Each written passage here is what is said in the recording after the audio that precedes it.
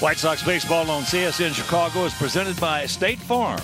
And we are coming to you from Kauffman Stadium in the heart of Mid-America, Kansas City, Missouri, where tonight Comcast Sportsnet presents White Sox baseball. It's Ivy Garcia. It's Todd Frazier and our Sox as they get set to butt heads with Eric Hosmer, Mike Moustakas, and the Kansas City Royals. Hi, everybody, and welcome. I'm Ken Harrelson with Steve Stone as we get set to preview Game 3 of this 4-game set. As you may or may not know, we have split the first two. Vargas won the opener for them by a score of 6-1. Then last night, Quintana for us, and we shut them out 6-0. So this has been, we played them 5 times this year. We're 4-1 against them. This is a big departure from last season. Last season and the 5 seasons before that, Kansas City was dominant. But let's take a look at this year as opposed to last year. 4-1 as opposed to 5-14. You see the batting average, a big difference. The run differential, quite obviously different. ERA drastically different at 2.45 for our ball club, and batting average against, well, our pitchers have shut down their hitters. So everything going very well for the Sox against Kansas City, and hopefully tonight the same thing. Well, we also have been getting some outstanding production from the catchers, Salvador and Narvaez. Nobody really knew what to expect offensively from the catching situation, which was completely revamped from last year. As it turns out, these guys are doing quite a job. Last 7 games, 375 with 6 driven in. Gio Soto has 3 home runs, 9 driven in. Narvaez has 3 driven in. And so far, offensively, from the left and right side, both of these guys getting the job done. Omar gets the nod tonight. And tonight, a couple of right-handers out there on that bump. There is no doubt that Mike Pelfrey needs a win as far as the Sox are concerned, and Nathan Karns feels the same way for Kansas City. We'll take a look at what they did last Friday in the case of Mike Pelfrey. 4 2/3, got a no decision in that one. Last time we saw Nate Karns in Chicago, he went 6, gave up 4 earned runs on 7 hits. Didn't walk anybody, had a pretty good curveball, and hopefully he won't be getting that one over tonight. So let's see in the 3rd game of a 4-game series. All right. Sit back, relax, and strap it down. White Sox baseball coming your way.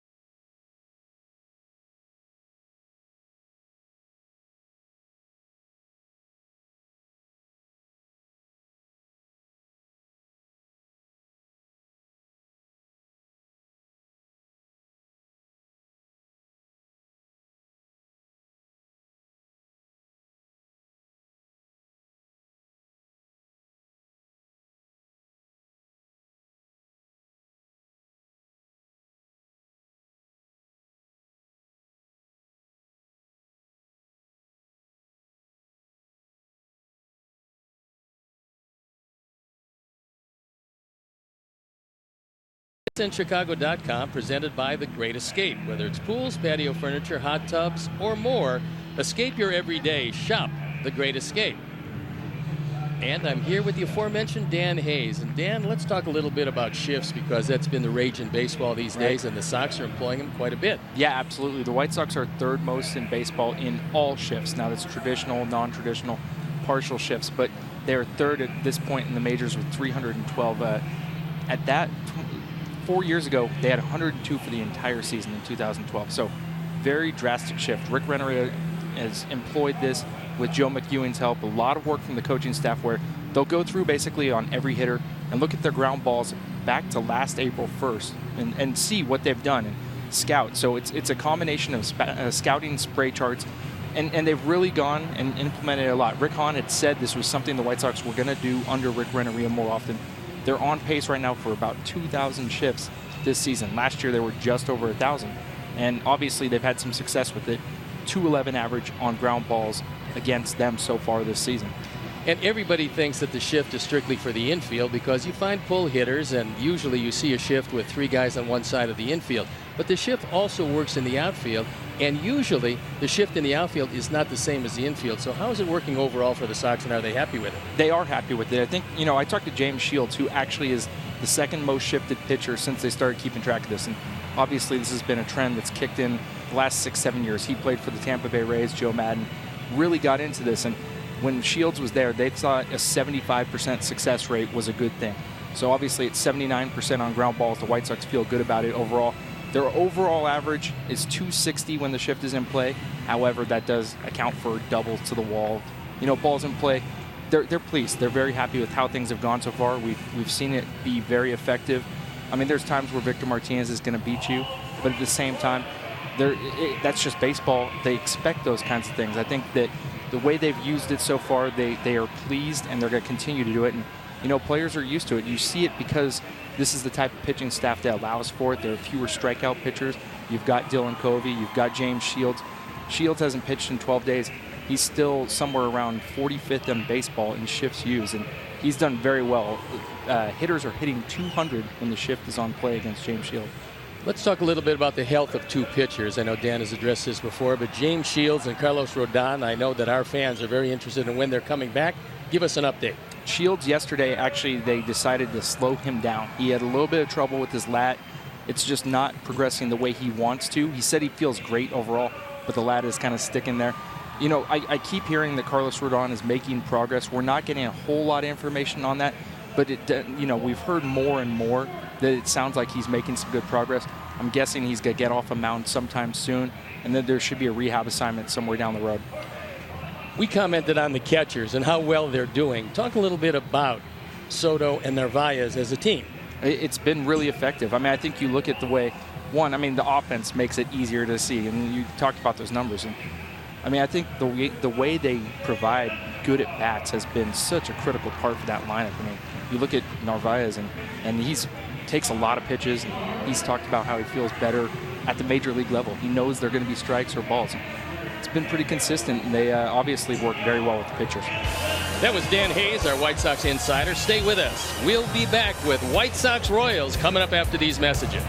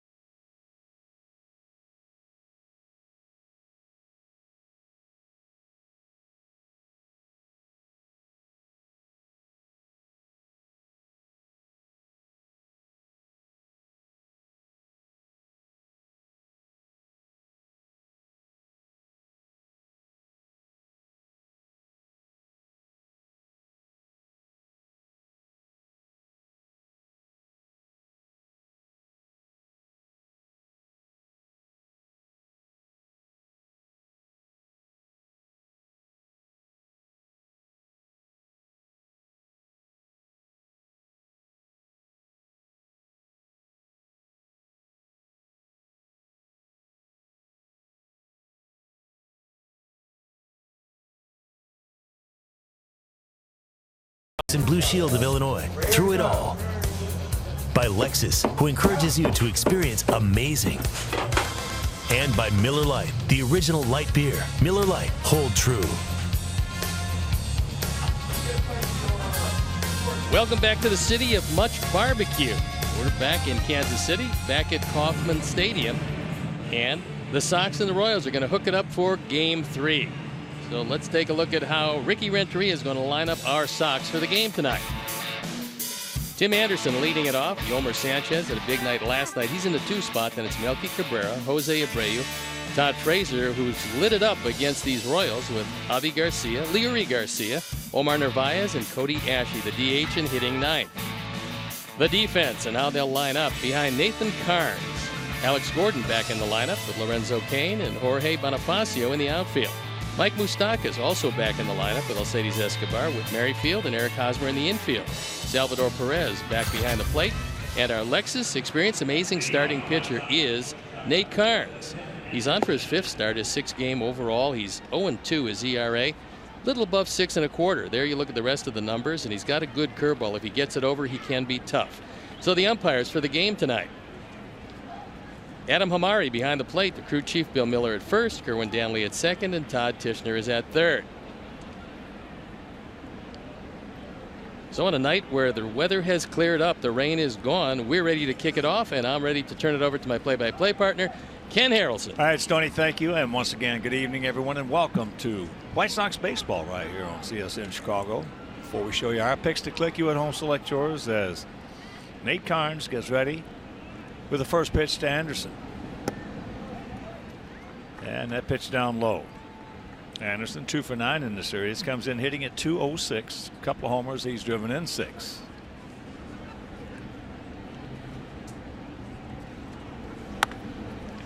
That ball into left field. They got a good one out there. Alex Gordon makes the play. 50 degrees at game time, but it feels a little cooler than that. Well, the wind very much a factor, and this is the first time in this series the wind's blowing in from right field. So it's going to knock it down to right, and it's going to help it down the left field line. So here's Sanchez. Yomer 3 for 4 with an RBI last night, plus a couple of good plays at second. Comes in hitting at .279, a homer. He's driven in 5.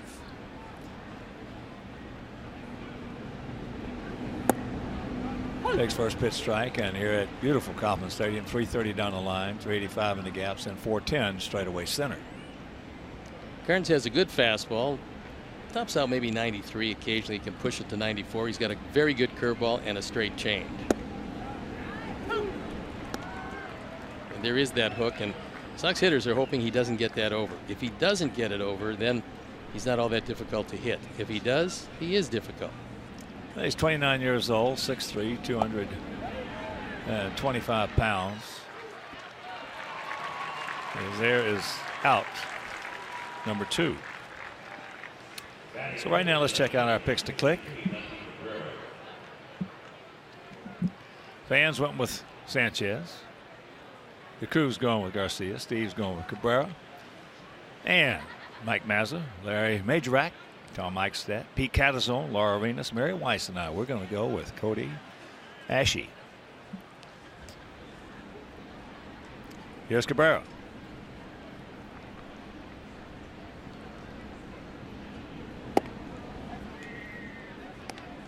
Nate Carnes pitched for Texas Tech. Born in Franklin, Pennsylvania. He, at times in his career, has been a pretty good pitcher, especially with Tampa Bay, but he's really struggled against our Sox. 0-2, 5.24 career ERA.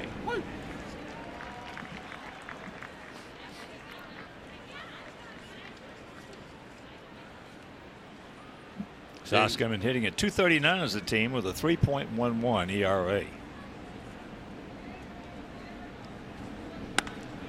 There's a base hit.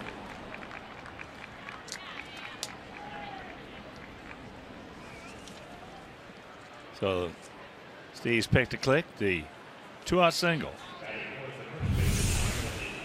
Melky keeps the first inning alive, gets a fastball that's belt high, takes it to left center field, keeping it alive for Jose Abreu. talked with Jose before the game today. He says he's feeling great. And he's starting to swing the bat very well. So we'll see if the home runs follow. He's 1 for 9 in this series, hitting at .264, a couple of homers. He's driven in 11.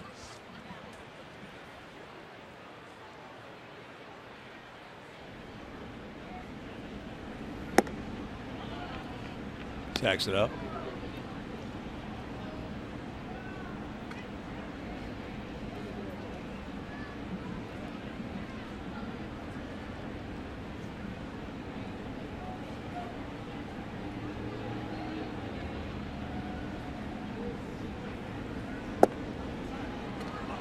And that pitch inside. Amari, last time we saw him behind the plate, he was really good. In fact, game last night, Todd Titchener, boy, he was on top. That's one of the best games umpired we have seen all season long. We hardly noticed him because the players didn't acknowledge him.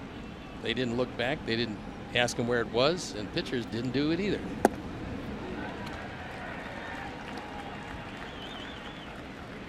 There's a look at Todd. Yeah, that's he might have a game as good as that he had last night. It'd be hard to top it.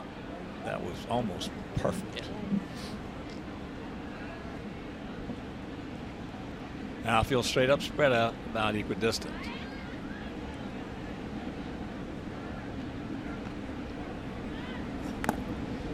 Count evens at 2. The key would be to get Nate Carnes into the late innings. And the late innings considered 7th inning on. If he can get there, he's been among the worst in baseball in OPS. Well, if he gets to the late innings, though, that means he's pitching well tonight. So let's get him out of there early. That's not the same Kansas City bullpen we've seen for the last 5 years. And Ned Yost addressed that. He was talking before the game. He said, you know, I just don't have the guys out there that I used to have, and so I got to manage a little bit differently these days. That's exactly right. Yeah. That's why Dayton Moore did such a wonderful, wonderful job here.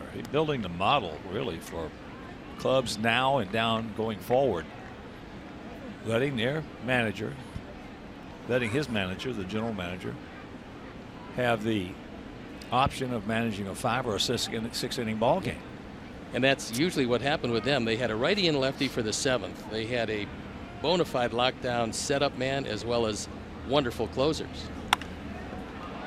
Hosmer, he's good. Steps on the bag, and that's a hang wolf. And meanwhile, after half inning of play, it's our guys nothing, and their guys coming to bat.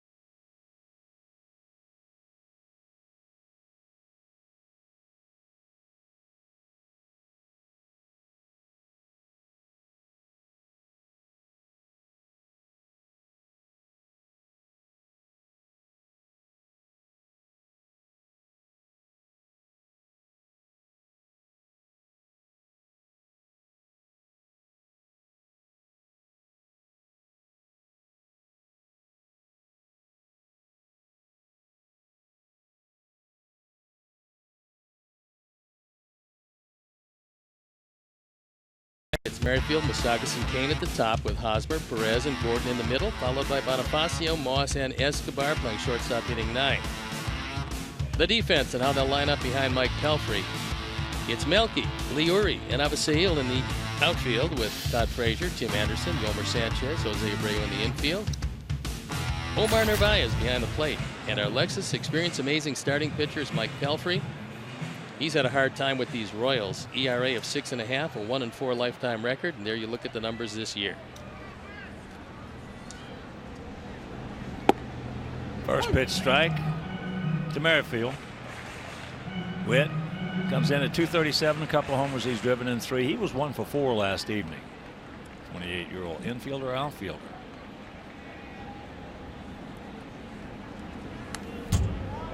Good rip. Meanwhile, the count 0-2.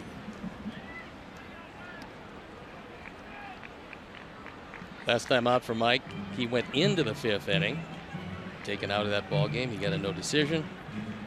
Key for him, like so many pitchers who are not overwhelming, is getting his off-speed stuff over the plate. There you look at the changed split grip, which he'll employ.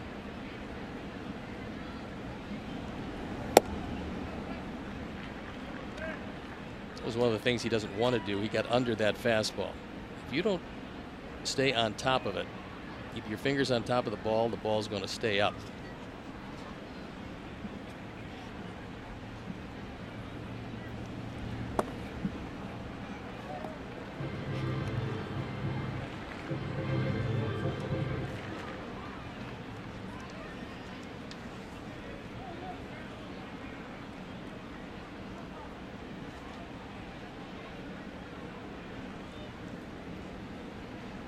Alfrey, 6'7", 240 pounds, out of Wichita.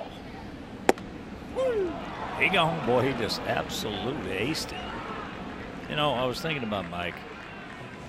He's still, just 33 years old. So by not any stretch of the imagination is he an old pitcher. But I was thinking about him after his last start. And to me, he still has a fastball that if he got something he can get you off of that fastball is plenty good enough to pitch. I think that's the case. But, I think you can probably mention 500 pitchers who work quickly to everyone who are successful that work slowly. And Mike has always been a slow worker. It's hard to keep your rhythm if you work slowly. Well, that was one of the issues that I was thinking about. The first thing that popped in my mind, I think he's the perfect candidate to work on a knuckleball. I think perfect candidate. Anybody who can do it, anybody who can actually get the feel for it, is a great candidate. Shift. There's what Dan Hayes and Steve were talking about in the pregame show. So Moustakas will start. Yeah, I mean that will add if he can get guys to where they recognize that this guy's also has a knuckleball. That's all I got to say mentally. At that point, that adds another 6 inches, 8 inches on his fastball. Look at Stephen Wright from Boston. The start that he got off to last year. He popped into my mind after his last start. Because he throws a harder knuckleball, and it could very well be that all he'd have to do is throw it maybe once out of every 4 times. Here's Kane, takes first pitch strike. But it is so very difficult because it's a completely different release of that pitch as any other pitch you've ever thrown in your life. Well, there's an old saying. As here comes the homer. Nice backhand, nice peg, nice play, and a 1-2-3 nice inning for Pelfrey.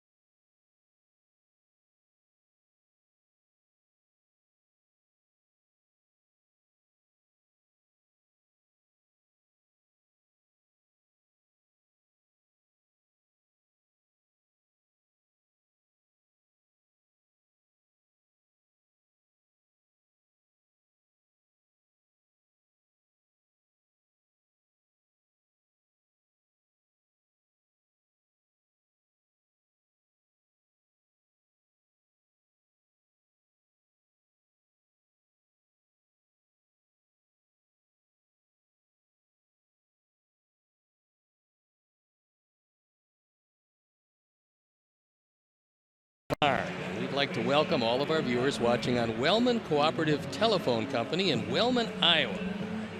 Beginning back to Pelfrey. And here's the thing.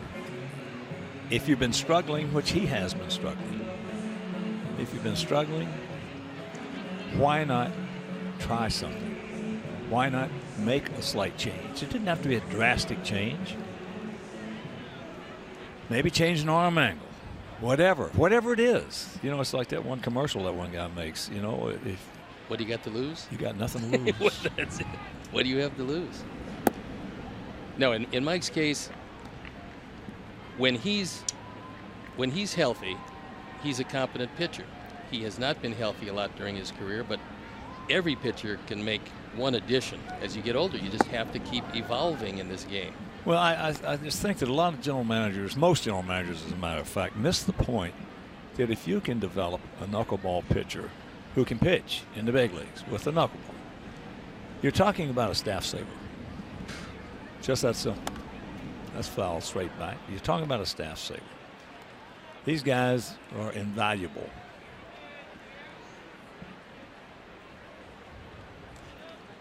Tied 2 for 5 in the series. 1 for 3 lifetime off Nate Carnes. Made a B pitch on him right there. James Shields has had a setback, and they decided to push him back a bit to let whatever inflammation there is in there cool down some, so he's not going to be back quite as quickly as everyone had hoped. Flips that one into right field. Bonifacio. 1 out. Well, the first thing you always hear about Mike Pelfrey, I've asked in the past when the first time I saw him a few years back. First thing you hear, oh, what a great guy. Yeah. What a great guy. And that's always nice to hear. So all of a sudden, without even meeting him and knowing him, when he's pitching against other people, you sort of pull for him. And so if that's the case, then you follow him a little bit. And I think that he still has the ability, if he can get guys off his fastball, he still has the ability to have a nice career in the big leagues.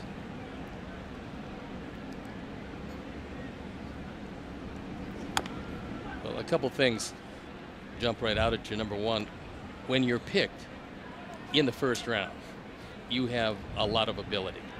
And because of his size, because of his strength, and because of the big fastball he had, he was the #1 draft pick of the New York Mets. Then he had lots of physical problems. He's at the point now where he's probably got to make an adjustment. Pops him up, jammed him, got in on him. So Ivy now 2 for 3 in the series with an RBI. A couple more pitchers went down. We're talking about pitching injuries. Cole Hamels probably lost for a couple of months. That's a terrible break for the Texas Rangers. And Corey Kluber also disabled. He had a back issue, came out of the ball game against Detroit after 3 innings, and they put him on the 10-day disabled list. So a lot of pitchers around baseball just dropping, if not like flies, pretty close. Syndergaard will be lost for an indeterminate amount of time. He's getting a second opinion. That's a bad injury. Well, that's a Jake Peavy type. Yeah, hopefully it won't be as drastic as that. They're calling it a partial tear, but he's going to get a second opinion. They'll take a look and see exactly what it is. Well, this is where Dr. Anthony Romeo can come into play. There have been a lot of pitchers just over the last year and a half that are injuring the lat. And used to be you didn't hear that, but now you're hearing it more and more. Well, Jake Peavy was the first latissimus dorsi surgery procedure, I should say, ever done in Major League history. So that'll tell you there weren't a lot of lat injuries prior to that. And now there's a plethora. Yeah, and Jake was a different pitcher. I think maybe one of the reasons is that everybody wants to light up that radar gun and throw every pitch as hard as they can throw it. That works well for a bit, and eventually your body says, well, we're going to have to back off somewhat here.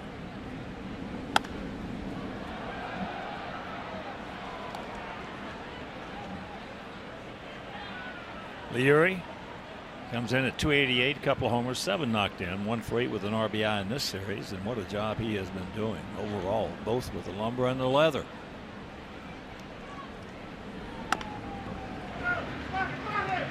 Escobar gets him. 1, 2, 3 innings, and we'll go to the bottom of the second, scoreless.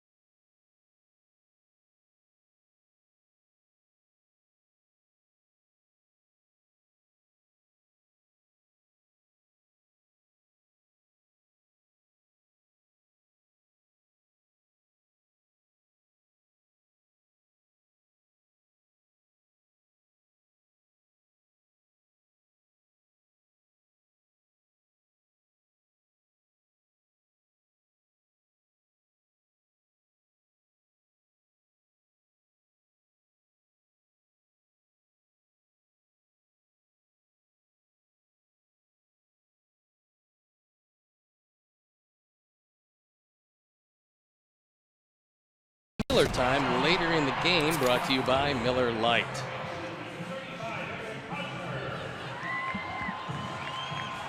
Eric Hosmer is one of the guys, along with Mike Moustakas, those guys that are at the corners every day, one of the guys who have to start heating it up. If he does, the Royals, who are averaging under 3 runs per game, that's the lowest in the major leagues by a wide margin. But they've got to get those corner guys in the infield to hit. And it's just a matter of time till Hosmer breaks out of this. And if he tries to pull everything, he's going to set the world record for 4-3 putouts.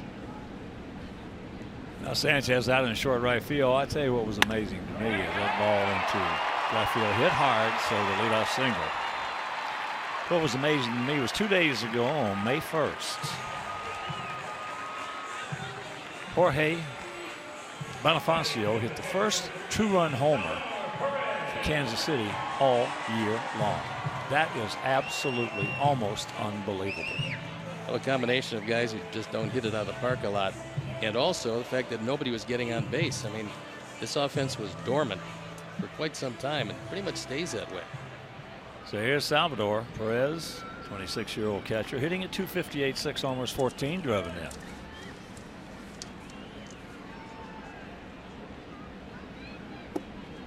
Curveball. Grabs a strike at the top of the zone. If Mike can throw a ground ball, it's going to be a relatively easy double play, because Perez does a lot of things well. One of them is not running. He's grounded into 4 double plays this year. Only Hosmer, who's grounded into 8, has grounded into more of them. Well, Hosmer just, as a rule, hits the ball too hard. He does that, and 8 double plays already pencils out to an astonishing year. Because he is absolutely, he has got good speed, especially being a left-handed hitter. Down that line.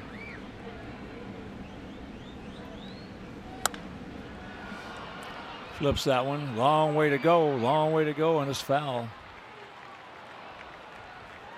Hosmer knew where his outfielders were, and he was off and running in case that thing happened to catch the wind, Kern, and stay fair. Well, he knew there was nobody who was going to get to it. Exactly. It wasn't high enough for Sanchez to get it, but he didn't have to look. No, I was going to say, knowing where Avi was, you know, yeah, he's got no chance of getting it.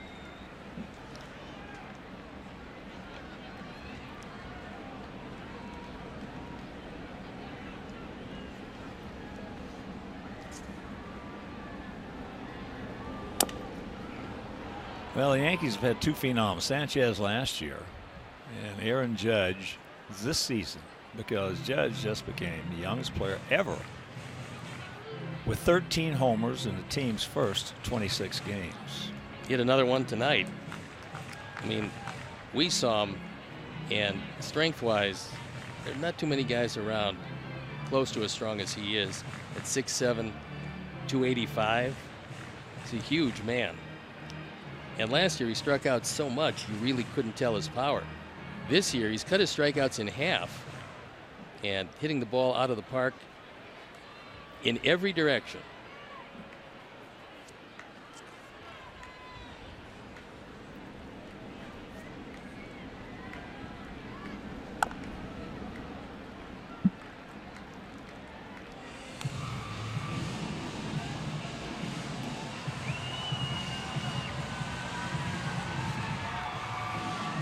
They signed Salvi as a 16-year-old.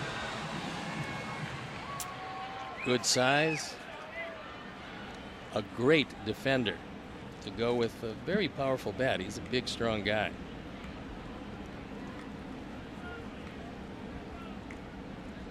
One-two pitch. Good pitch. In on him, up and in. Now, a strange thing happened in the Orioles Red Sox game. Kevin Gausman was pitching for Baltimore, and he hit Xander Bogaerts with a curveball, a 77-mile-an-hour curveball, and was thrown out of the game.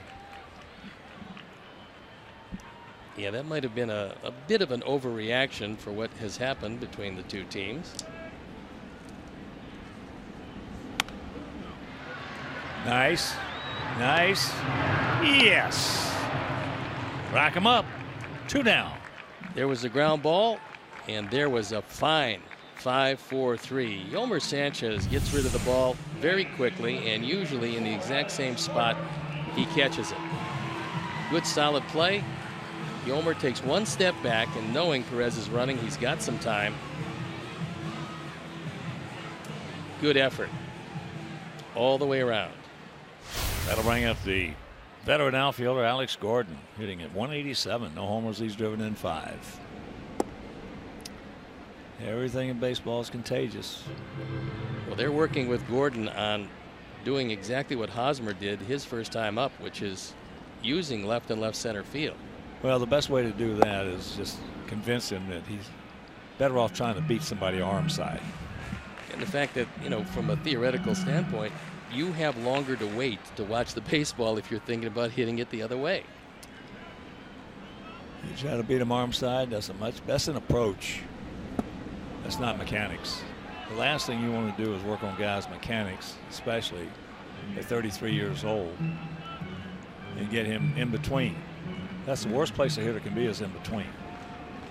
Gordon usually is not in between against Belfry. You look at those numbers and they're robust.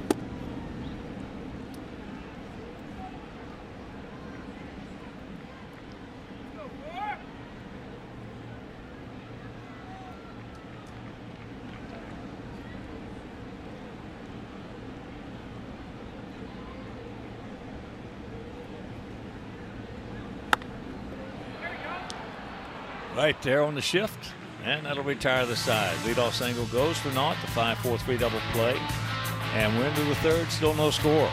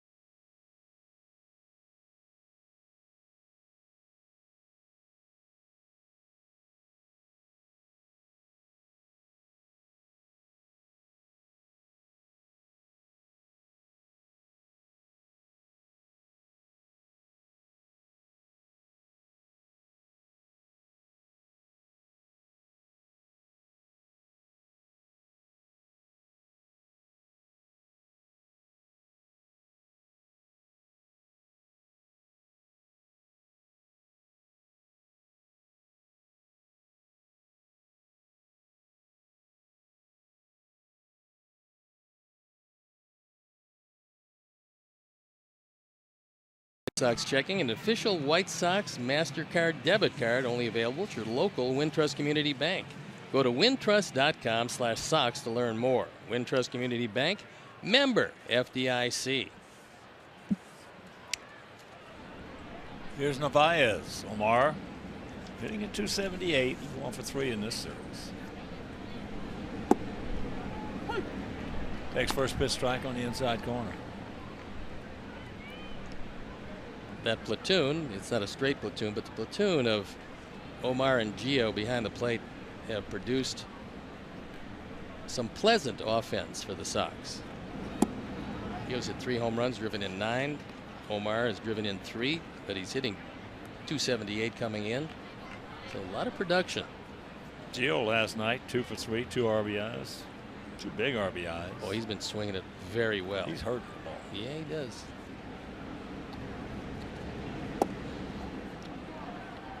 That's just on top of the zone.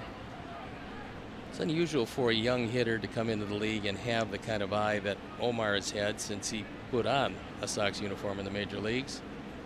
Good command of the strike zone.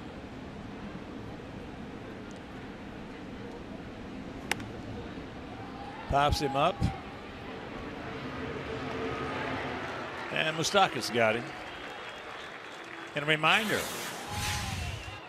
the White Sox made ballpark passes available now, and for just $42, fans can attend all 12 games in May with tickets delivered digitally to your smartphone. So visit whitesox.com/pass for more information or to order yours today. Get some nice attractions, Minnesota and San Diego on the next homestand, and the final homestand of May, Detroit and the Boston Red Sox come to town at the end of May.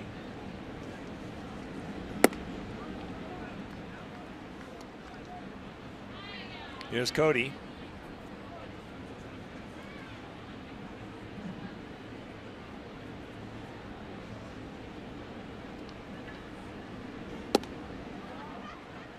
And he's got a 2-0 count. He becomes a pretty important hitter because the Sox are looking for left-hand hitting to produce some runs. And Cody has that opportunity, and hopefully he can make the most of it.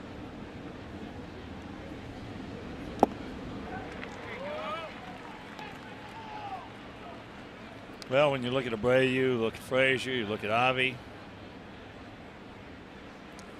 you'd better be able to stick some left-handed hitter in there to and that's have some pop.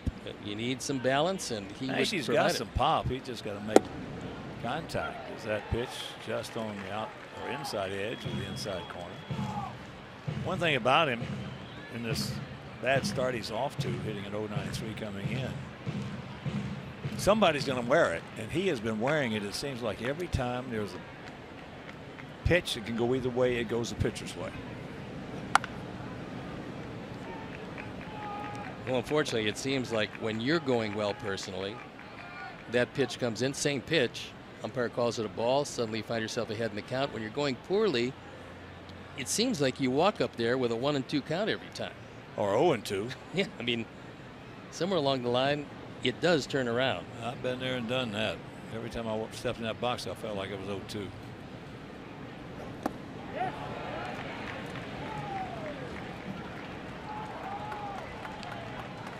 Two down.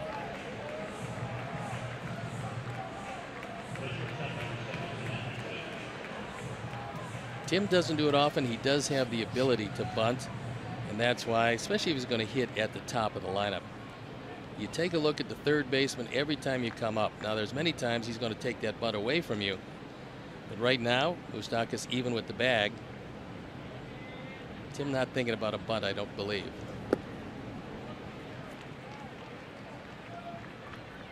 Well, if we keep swinging at that pitch, Karn's going to have himself a lot of fun out there tonight. Yeah, there is no doubt that it looked like a strike when it left his hands, but dropped well out of the zone.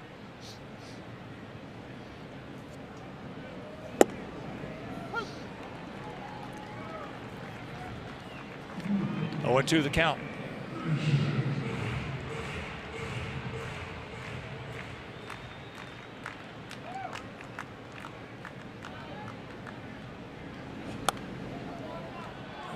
that is a souvenir.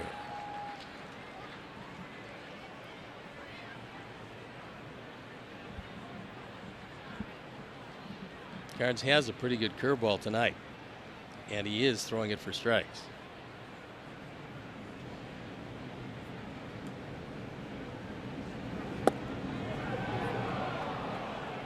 Just off the corner. That was a straight change. Didn't miss by much. Perez wants it outside. Carnes gets it there just off the corner. That was a good call by Adam Amari because that one didn't miss by much, but it did miss.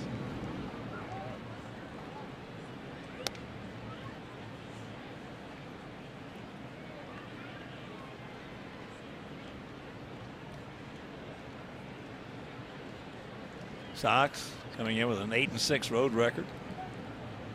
And winners of 7 of their last 9. Kansas City 6-6 here at home, but 2-11 on the road this year. And they have lost 10 of the last 11. Struggling start for a team that saw its bullpen dissolve. The offense just not present since the time the season started till right when this game kicked off. Hit softly for the hopper. So that is 7 in a row retired on 8 Carnes.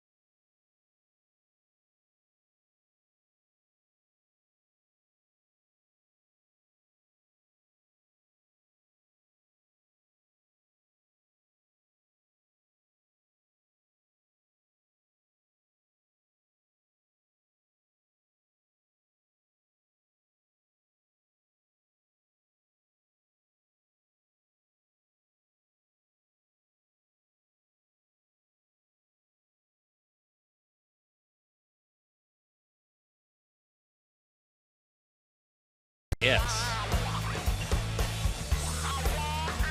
Javi comes on, makes a great catch, and we're going to give you the defensive metrics.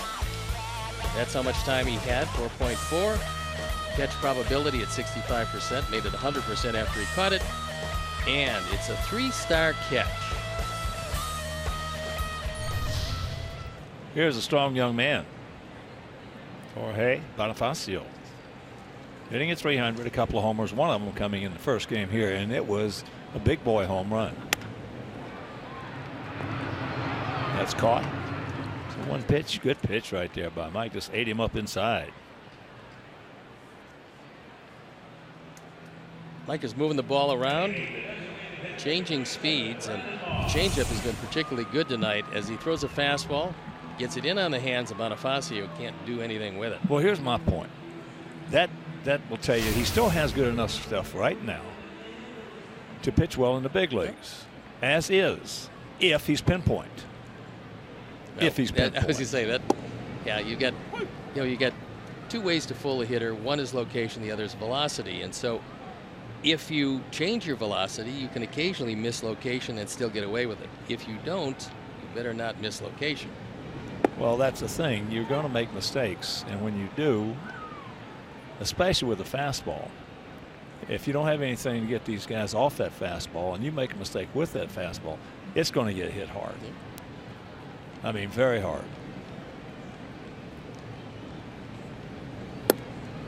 Personally, I'm glad he's here because he's working with probably the best pitching coach he's ever had, in Don Cooper. And Cooper has done miracles with a lot of guys. He's particularly effective taking an older pitcher who has had some success in the major leagues, fallen on hard times, and needs maybe a different voice to explain something to him that he might not have noticed before, and Don does it very well. Well, Don's got a different voice with that New York accent. He's got one of those. That a boy. Ike. 2 down. Moss is retired. At 6'7", not too much is going to go, especially on a bounce over your head, and he's able to make that play. You know, getting back to the possibility of the knuckleball, it's not that he has to really throw it for strikes that much. Just to show guys, use it as a show-me pitch, just to put that little specter in the back of their mind, because it will register in hitters' minds. Well, if you are going to teach it, it's best to have somebody who mastered it, because otherwise, the whole explanation of how you throw a pitch, it's a stiff wrist pitch. It's the only pitch that's delivered that way. That's why it's so difficult to master. If it wasn't, you'd have 2 or 3 on every team. Well, there's no question that one of the greatest pitches in the world to hit in baseball, Major League Baseball, is a hanging knuckleball. That's what you watch for with R.A. Dickey. You see those that come in and they're tumbling instead of fluttering. They're hit a long way. 2 out and the 3-0 pitch. There's one. I might get him. They get any of their decent speed guys on, they're going to try to take advantage and steal a base.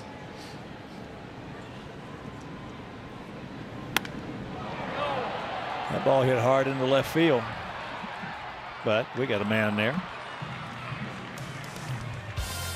And that'll retire the side. We'll go to the 4th, no score.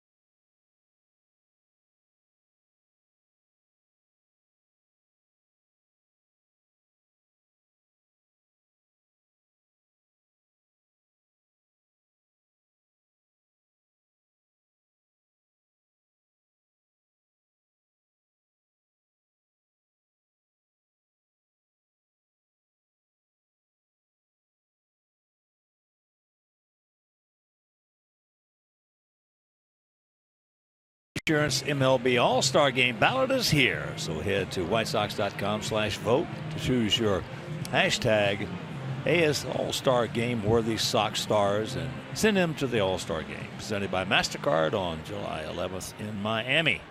So vote today, vote tomorrow. Vote at whitesox.com.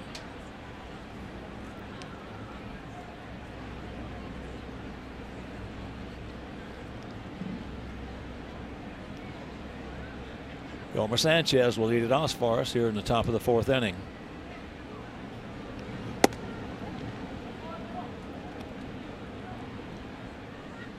0 for 1.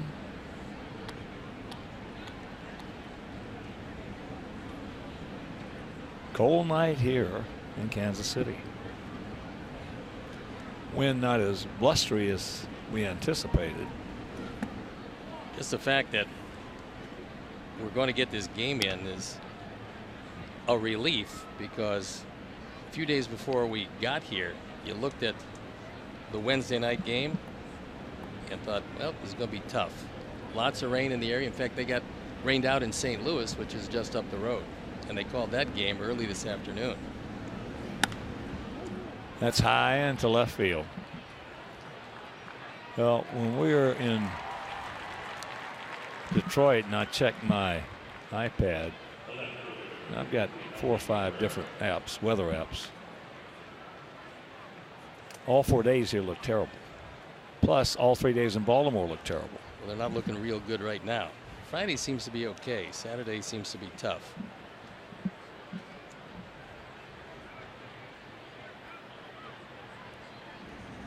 Cabrera has their only hit. Line drive, single into left field. Takes first pitch strike right there. Both of these pitchers, who have struggled mightily with their opponents, have pitched very well tonight. Well, they're making good pitches. So when you do that, that's throwing strikes and changing speeds. Carnes had a good curveball, tough to lay off of. And you brought it up about Mike Pelfrey. He's working both sides of the plate. Getting inside on the right-handers, which sets up his straight change or curveball away. Good job.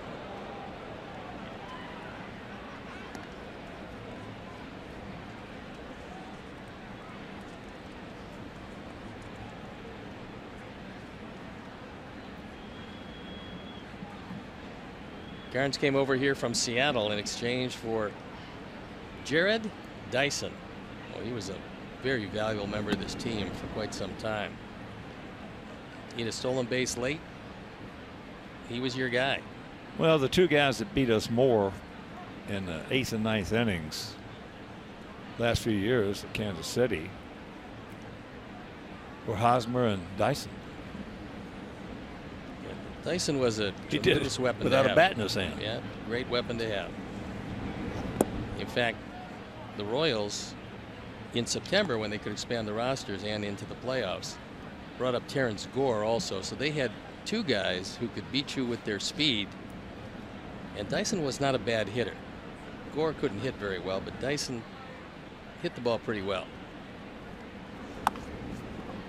Nubs that one right off the end of the bat. Bobbled. And can't get him. Carnes, for whatever reason, took an inordinate amount of time. I think he's unhappy with himself, and he gets an error on it. It came off with spin, but he was very leisurely after he dropped the ball.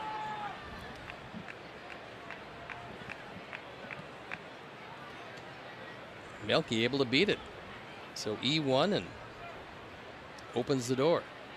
It's only the 8th error that Kansas City has made this year. Well, look at the #1 defensive club in the American League. They will catch it. That's one reason they've been very good and will, in my opinion, going forward, be very good once again. But they're going to have to make some adjustments in that bullpen. Yeah, they've got to figure out, with Herrera now as their closer, they've got to figure out who is going to get the ball to Kelvin Herrera.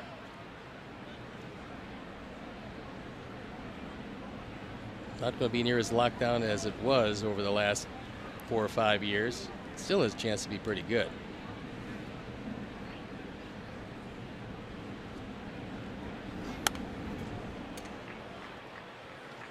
Very quickly, 0-2 the count to Abreu. Soria is the guy charged with being the primary setup man, and he's been a top of the line closer up till the last couple of years, so they're pretty comfortable with him. And Herrera's got the big fastball, but he's not striking out that many guys this year.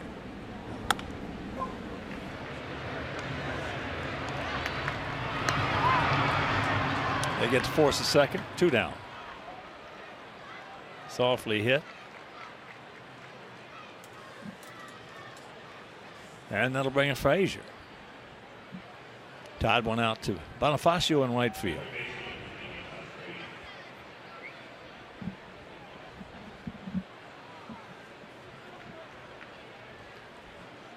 Todd's got a 9-game hitting streak that he'd love to extend.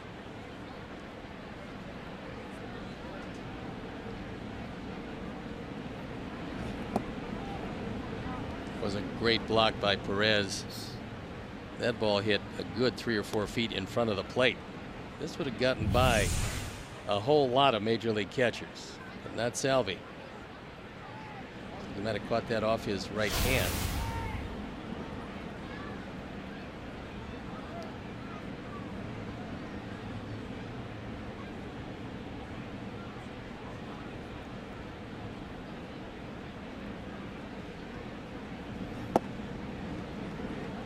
Takes it up and takes it inside.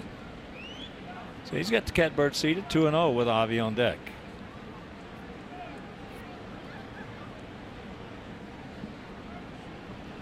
Outfield dead straight away and pretty deep all the way around.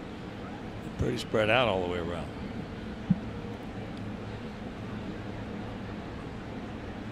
Static lead by Abreu.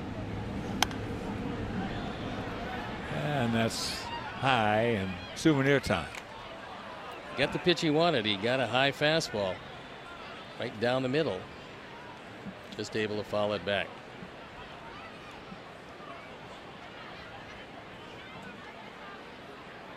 Getting your arm loosened up in case they need somebody late out of the pen.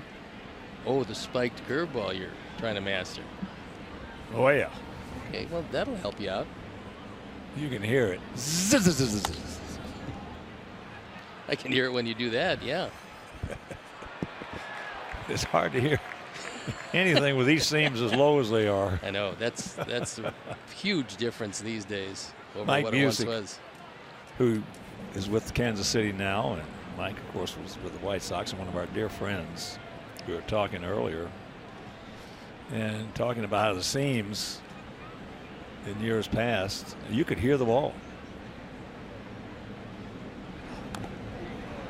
And we were talking about Sam McDowell, and I told him Sam is the only pitcher that I ever faced. Sudden Sam McDowell pitched with Cleveland and some other clubs, Yankees, San Francisco, but to this day had the best 4 pitches I've ever seen. And you could hear 3 of them because of the seams. You'd hear, always hear his curveball. Zzz. Slider. Zzz. Fastball occasionally. Zzz. Because of the seams. Only pitch. When you're facing a guy you can hear 3 of his pitches, you got a problem.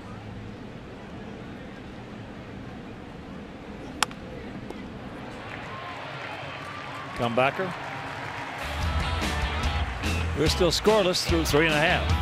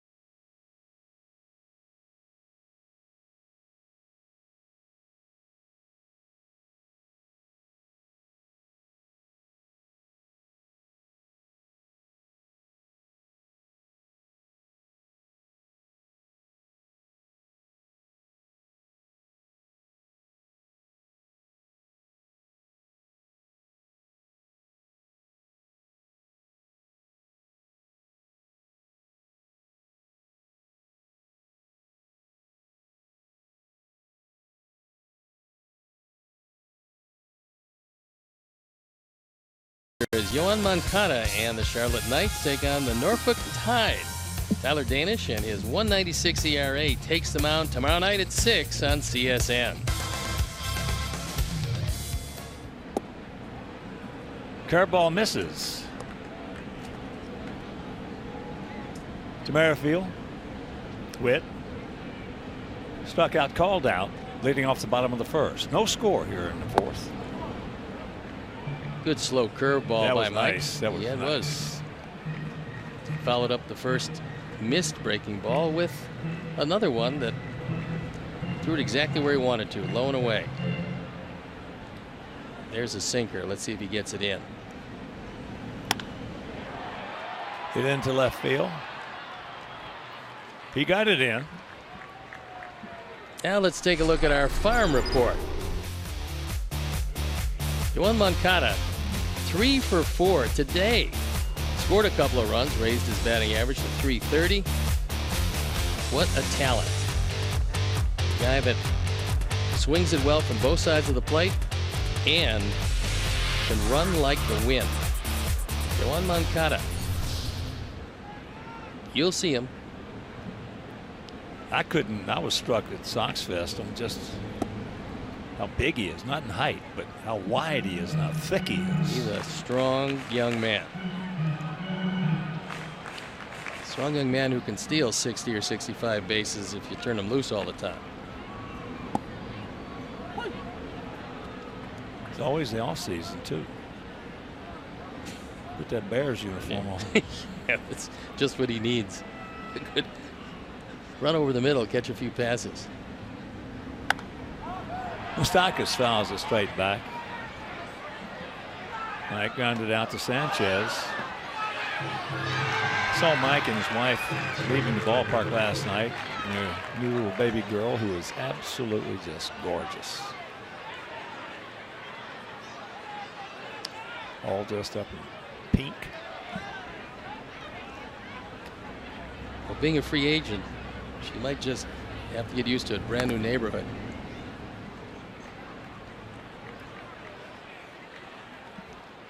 Mike is a guy, you know, I've always thought hadn't even come close to reaching his potential. Well, imagine this guy in a hitter-friendly ballpark, which this is not. Short and quick. Anytime you get a left-handed hitter who's strong like he is, and short and quick, well, you put him in. Steve described a hitter-friendly ballpark, and they're going to do some damage.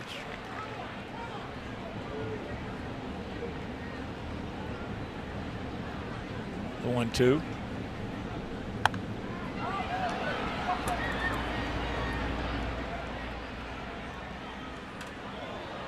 Well, Moustakas is going to make some pretty substantial money in the free agent market because he's young enough and has a good enough glove to where a third baseman who can hit the ball out of the ballpark like he can, and probably will get a bit better when he gets into that hitter-friendly park, he's going to be highly sought after. Left-hand hitting third baseman who can field a bit. Oh, he's They're a at good a premium player. Yeah, he is. And another 1-2 pitch.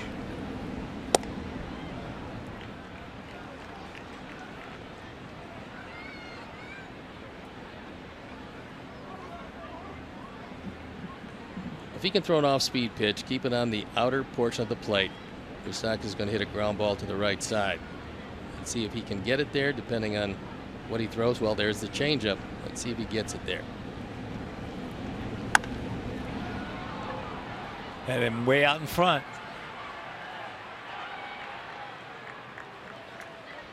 2 down.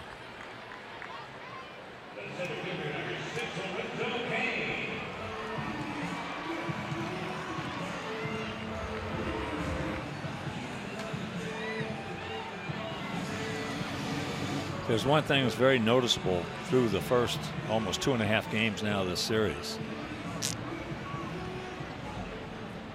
We're just not seeing What these guys made famous for 4 or 5 years. That was the Kansas City Specials. A little broken bat here, a little swinging bunt there, a little bunt here, a little infield single, a little duck snort there. Well, this was the best team in baseball at making contact. And they did it up and down their lineup, and then they had the opportunity to run. They normally did. But putting the bat on the ball and putting the pressure on the opposing defense was a characteristic of the Royals. That's why they were so good at it. Because they did it on a consistent basis. So that's just the second hit, the 2-out single by Lorenzo. That's a really nice play by Leury out in right center field. Because Kane had a double on his mind. And he hit this ball hard. And Leury comes over, gets to it, uses the 360 spin, gets it back in, and forces Kane, who had taken a huge turn at first base, to go back to the bag. Nice job by Leury, holding Kane to a single. And while we're talking about Kansas City Specials, a couple of Kansas City Specials named Duper and Topper. Is that super? Duper. Super duper? Duper and Topper. And they are?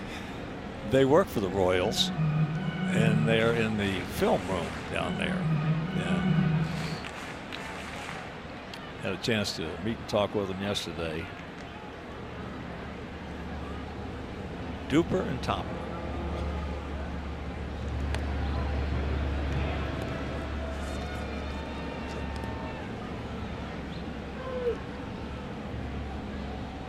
Kane 6 for 6 in stolen bases, and they will not hesitate, even though Eric Hosmer has torched Mike Pelfrey over the course of his career, including that base hit in the second.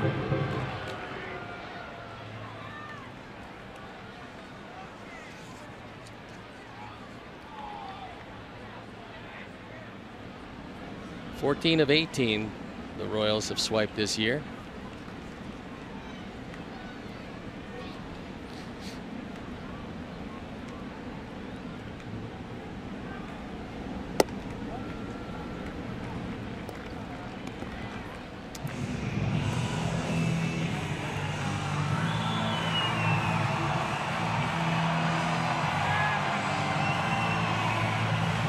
Picture, Rusty Kuntz. He's the first base coach. Kane got a very good lead, and he's out a little further this time.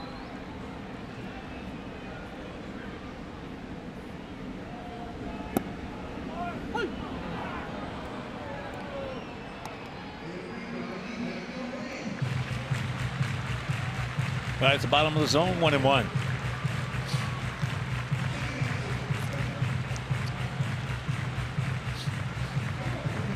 There's a look at Rusty.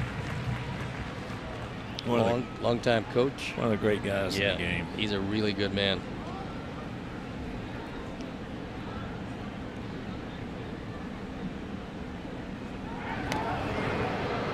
Almost spun his wheels a little too much.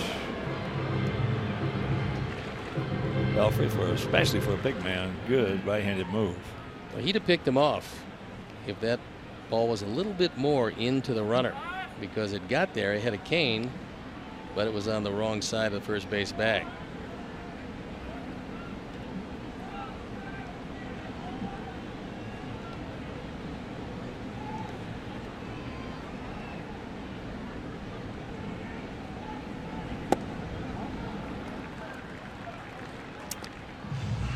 Well, here's the pitch to run if Ned Yost wants to run.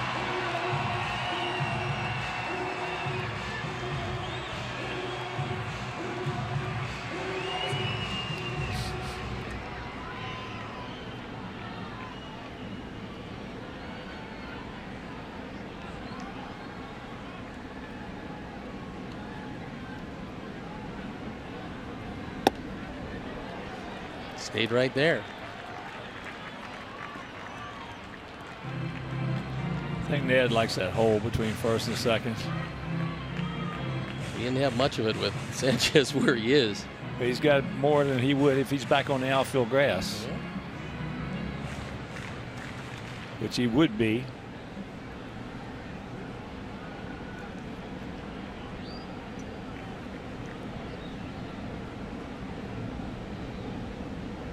There he goes. Safe. Really doesn't matter because it's ball 4, but it was a good throw. He was in ahead of it and then waited to a 3-1 pitch. Still got first and second, 2 outs. So Heisman draws the walk. And that'll bring up Salvador Perez hit into a 5-4-3 double play. We don't need that right now. 2 out, 2 on. First walk of the night for Mike Pelfrey, and he has slowed it down somewhat after working very quickly through the first 3.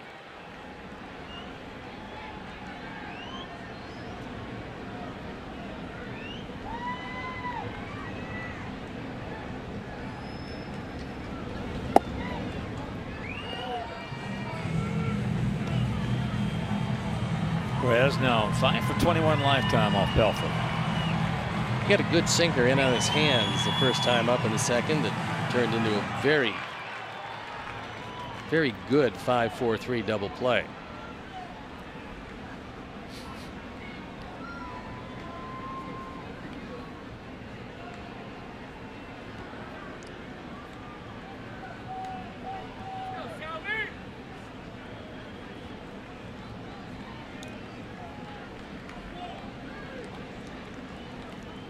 One and 0.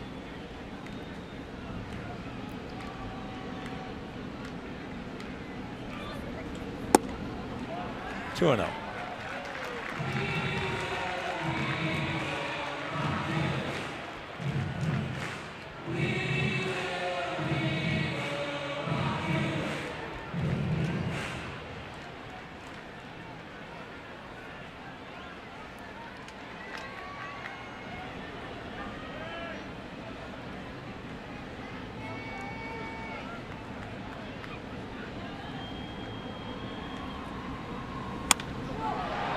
That ball high and deep into right center field, but we got a man there. And that'll retire the side.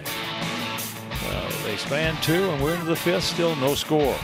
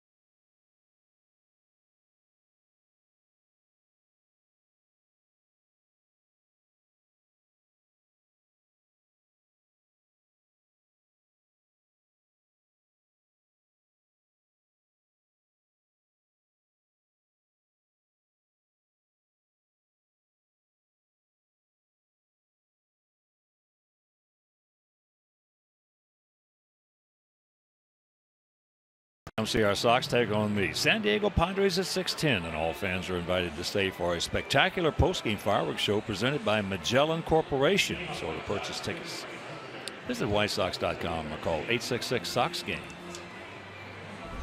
What's your philosophy when you have a hitter who's off to a great start, sitting fairly comfortably in the 6th spot in the batting order? When do you think about changing for Avi to take advantage of the hot start, get him up toward the middle of the lineup? Or do you just leave him there? For me, if it ain't broke, don't fix it. So just leave him and leave him right there until he starts. You know, with him, as you well know, I'm a firm believer in top loading your lineup. Yeah. Yeah. And a lot of guys don't want to do that, that's their prerogative, and that's the way the game's played for over 100 years. But I think the game has changed now, only because the bullpen has changed, and you want to give your hitters, your good hitters, the opportunity to have one more at bat late in the ball game against those good bullpen guys. But if a guy's swinging the bat well, leave him exactly where he's at. Well, that is the plan, at least for the foreseeable future, for Ricky Renteria, who pretty much almost echoed the same type of sentiment. Avi looks pretty comfortable right now, and for the meantime, there's no reason to move him out of that spot.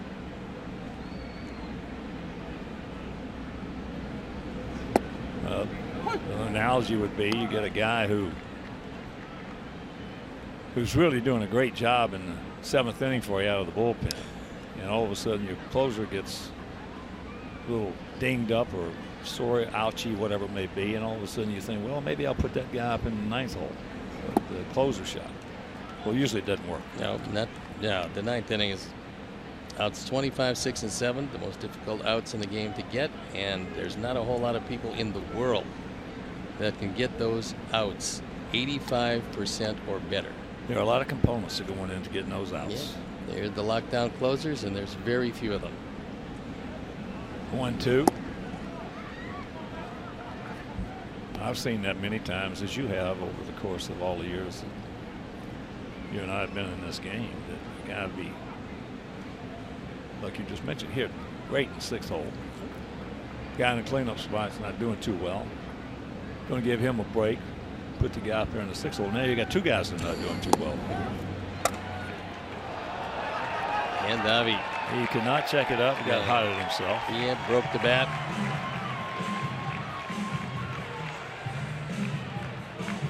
Third strikeout for Carnes, who has thrown the ball really well. Avi can't check it up, and it's a little unhappy. That gives you an idea. Now, he's a big, strong guy. He didn't hit the bat all that hard. Gives you an idea about how fragile those maple bats are. Because that thing, if it didn't explode, it came close. So here is Leury. Right back to him. So quickly, 2 out. Well, Avi is so strong that it wouldn't surprise me to see him one day grab it by one end with his right hand, the other end with his left hand, and just snap it in 2. Yeah, that's not easy. No, I saw Frank Howard do it with an ash bat. You also saw Jim Bo Rice. Jackson. You saw Jim Rice check his swing and break in Detroit. The bat. Yeah, that's astonishing. Don Zimmer was coaching third base, and he had to really scurry to get out of the way of it. Hit the ground. On a check swing, no contact, broken bat. Pretty amazing. Well, I think that without question, 2 strongest right-handed hitters I've ever seen in my career were Frank Howard, number 1, and Bo Jackson, number 2. Well, give this young man in New York an opportunity. I haven't seen him enough yet. Right now, he's hitting the ball a mile.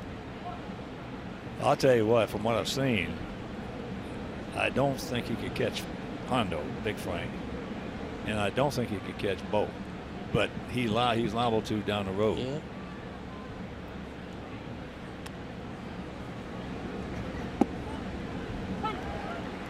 There have been so many strong guys. I saw some balls hit that, some of them you had to. I saw the one Mantle hit off Bill Fisher in Yankee Stadium and hit the side. A couple more feet and it goes all the way out. Said what, 565? That what no, that was estimated? Chuck Dobbs in Washington. That they measured that one. I think it's 602, 602 feet, 603 feet. I know, but it was long gone. Well, Mickey said the hardest ball he ever hit was that one off Fisher. That's into center field. Carnes making it look easy. We're halfway home. No score.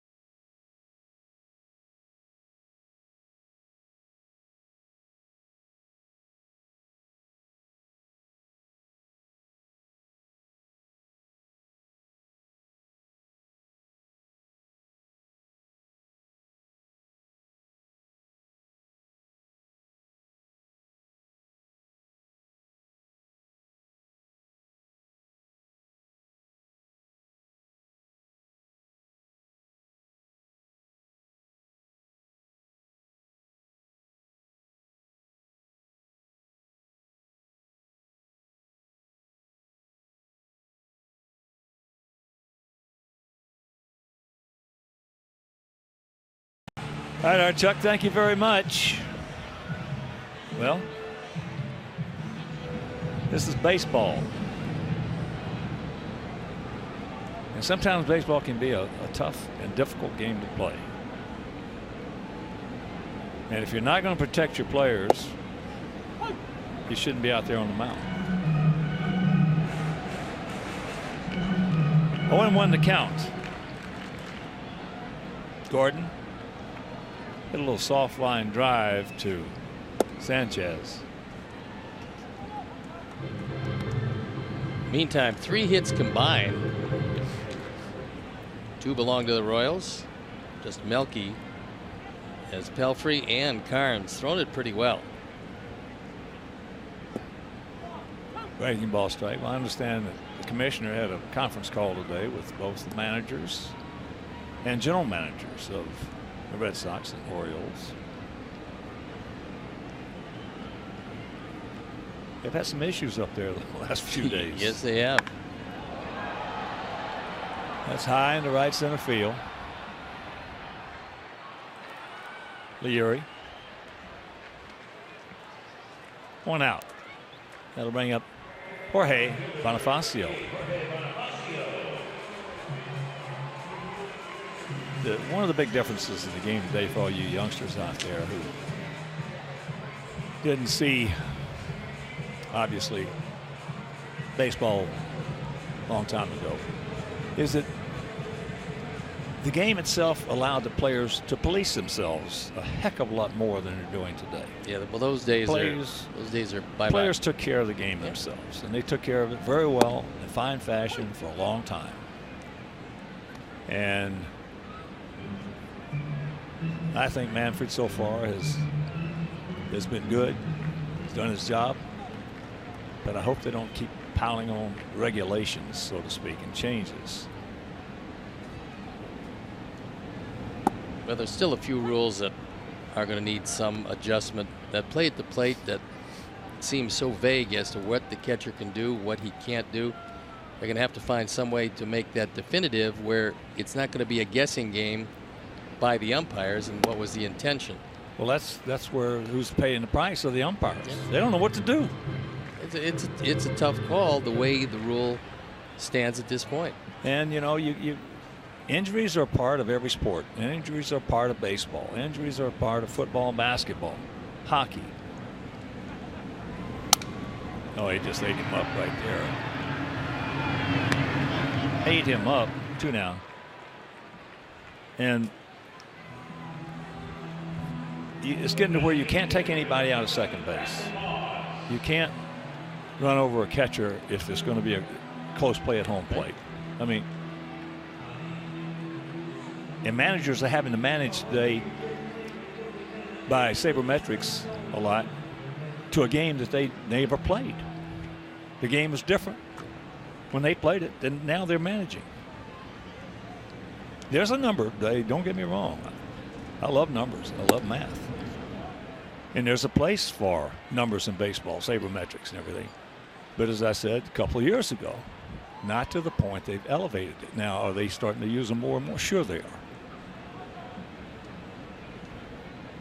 But I think there are a lot of things that, as you say, have to be defined a little bit better as far as the rules go. I think there's a really easy fix as far as that play at the plate. There's going to be catchers who don't mind a collision at the plate. There's going to be other catchers who don't want a collision at the plate, and it's pretty easy to work it out. We will come back to that in the next inning.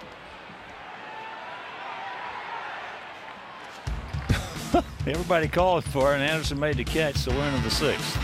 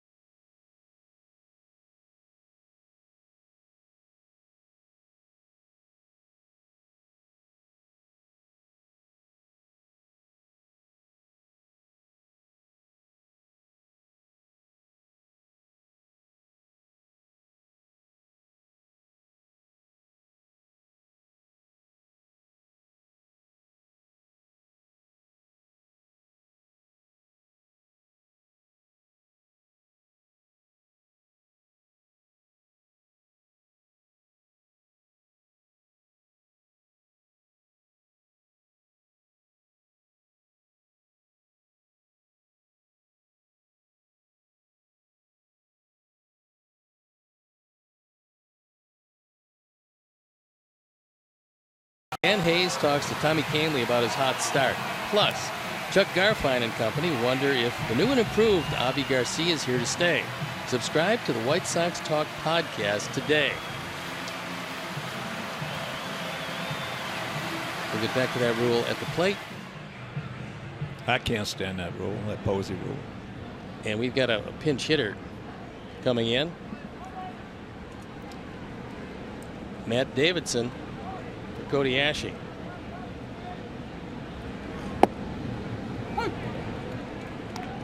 So, Cody was 0 for 1 with a strikeout. That went 0 for 4 in the first game. No, go back to the rule, though. Okay, back to the rule. What I think should be, if you want to block the plate, block it.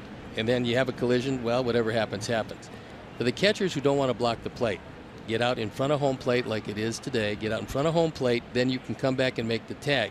If you run a catcher down who's out in front of home plate, who obviously is not there for the contact, that's when some sort of suspension or fine, certainly, preferably a suspension because you're taking a shot at a defenseless guy.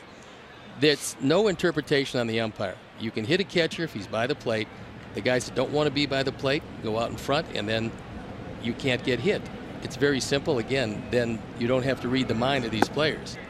And there are some catchers that want to block the plate. Let them do it. Well, one thing that's being overlooked, I think, entirely in that whole scenario with the Posey rule is the fact that if you take a runner and a catcher who have a collision at home plate as he's trying to run over the catcher, at least half the time, maybe more than that, the runner is more injured and hurt than the catcher because the catcher's got all the pads on. And if he has a chance to put the ball away and brace himself for the contact, the catcher should be able to deliver the blow. Well, you're in trouble if he gets that ball 8 or 10 feet before you get there. And if you come in looking for contact, you should be able to do it again without having the umpire decide, well, was his foot over the line when he caught the ball? Was he blocking the plate before he had the ball? When exactly did he have it? I mean, it becomes a difficult rule to enforce now. Well, as I said earlier, I just feel bad for the umpires because they're right in the middle on the thing. Caught right in the middle. So if you change that, and it would be an easy fix, you change it, and then you don't have to worry about where was his foot when he caught the ball. 0-2 the count to Anderson. He's 0 for 2. He's going out to left and grounded to second. And that's a souvenir.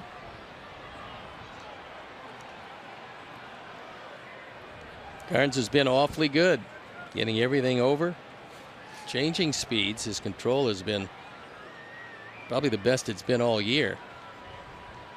There you look at the numbers, and very impressive. Well, I've said it before. Baseball's been built on 3 things. Great players. That's number 1. Rivalries and tradition. That is the 3 pillars of the foundation of baseball. And baseball's taken pretty good care of itself for a long time. It is thriving now. Well, it's thriving because the talent we're seeing right now is incredible. The young talent coming in is just incredible.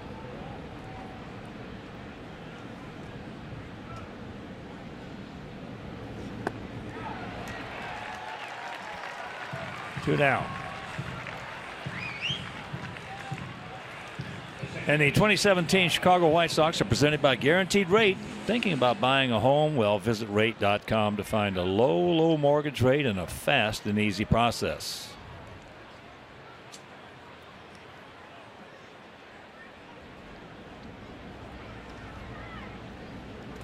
There's Ulmer, 0 for 2. Outfield straight up, spread out. No runs, 1 hit for us. That 1 hit, a single by Cabrera back in the first inning. No runs on 2 hits for them.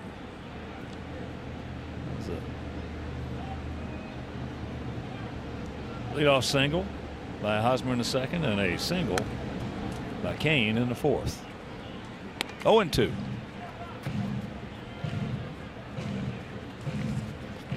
Yolmer has some surprising power at times. You don't think about him as a man who can hit the ball out of the ballpark consistently, but he can put a charge into it. And he's going to reach first.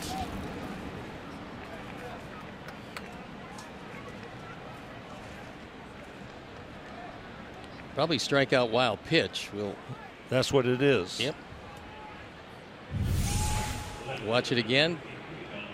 Good curveball, hitting right in front of Yolmer's foot. Now, Perez tried to backhand it, which is never a good thing. He's got good enough hands where we've seen him make that play quite a bit, but on strike 3 especially, you got to move to your right and smother that ball, and the inning continues. So you'll have a chance for 4 strikeouts here. There he goes. And he's safe. Nice job by Melky, and the reason is that Carnes wasn't paying attention to Yolmer at first base, and he got such a good jump that Melky just took it, knowing that there was no chance for Perez to make that play. And he's going out there now to talk to him about a couple different things. One is taking a look at the base runner, but the set of signs they want to use with Yolmer at second base. And it's been a long time since his last stolen bag, September 8th, 2015. Make them pay right here.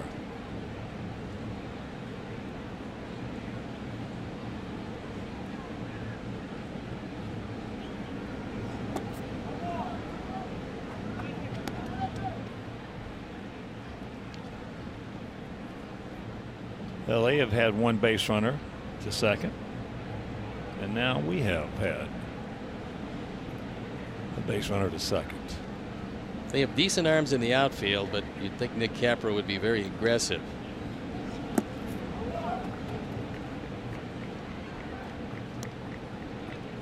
Two and 1 the count. There's a look at Nick, new third base coach. He is shown to be very aggressive in the early going. And tonight he's shown to be very cold.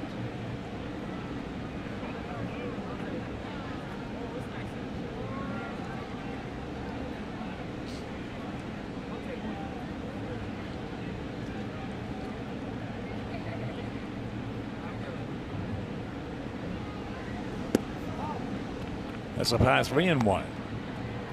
Abreu on deck. So we'll see if they want to give in to Cabrera. Pitch number 91 on the way. Both guys have been impressive if you're just tuning in. Velvet for us and Carnes for them.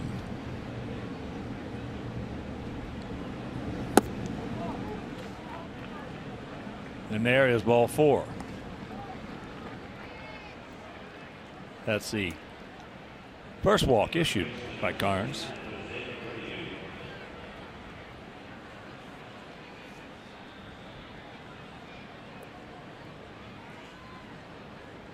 Abreu 0 for 2. Grounded to first, and then a fielder's choice, 6-4 in the 4th. First inning, he hit the ball very hard, but Hosmer was standing right there.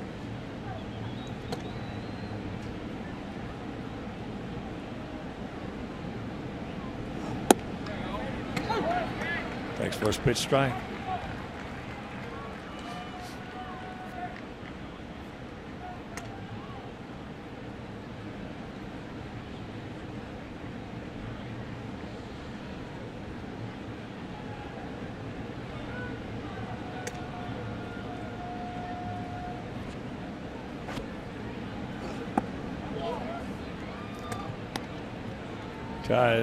Tried to have a little redo on that one and missed down low. Count evens at 1. Royal bullpen up and going for the first time tonight. Righty and a lefty getting ready in a hurry. Well, bring him on, somebody in. Get him out of there. In the anybody but Carnes philosophy.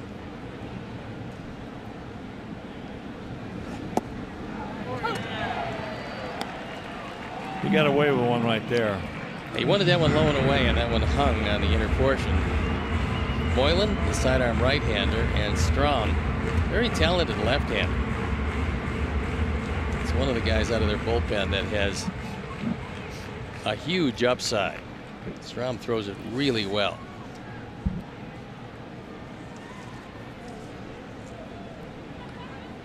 Two on, two out on the 1-2 pitch.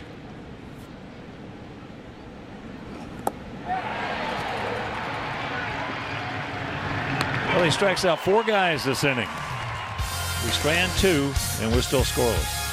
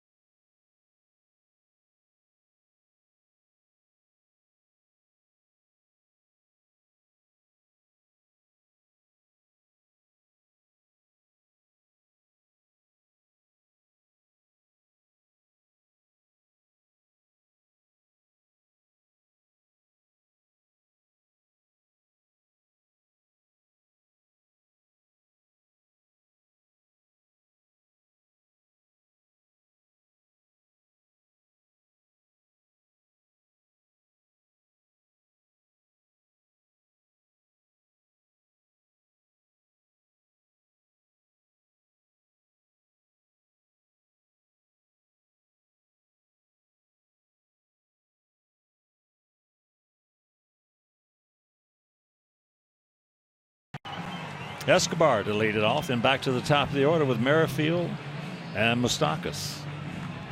Escobar hit the ball hard in the left center field. Meanwhile, can of corn. In his ballpark, if you're hitting fly balls, as Escobar has been most of this season, you're not going to do very well, because you got to crank it to get it out of here, especially alley to alley.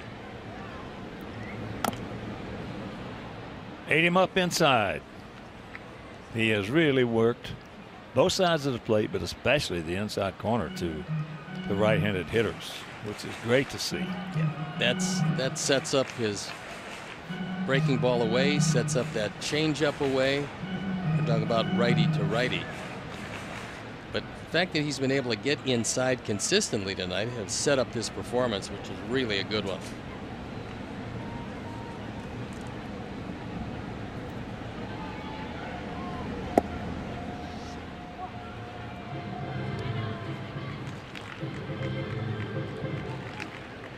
With the bullpen continuing to work for Kansas City, you would think that would be it for Carnes, who was absolutely brilliant through 6. Only 1 single, that to Melky.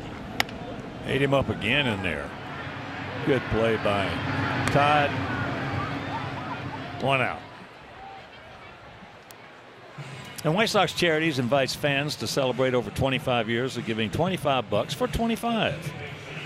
Donate $25 or more on May 10th and 11th with a chance to win White Sox prizes, including autographed items and experiences. So for more information and to participate, visit whitesox.com/Sox25.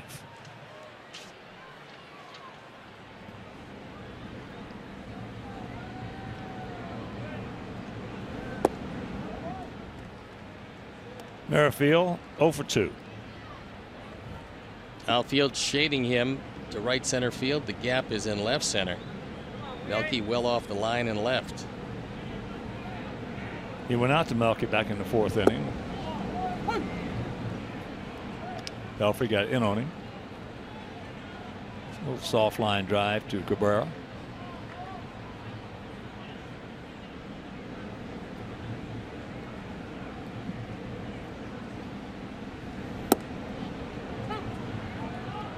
And the count moves to 1-2. Merrifield just kind of shook his head because he was guessing, and he got a fastball right down the middle and just took it. He is way up on the bat.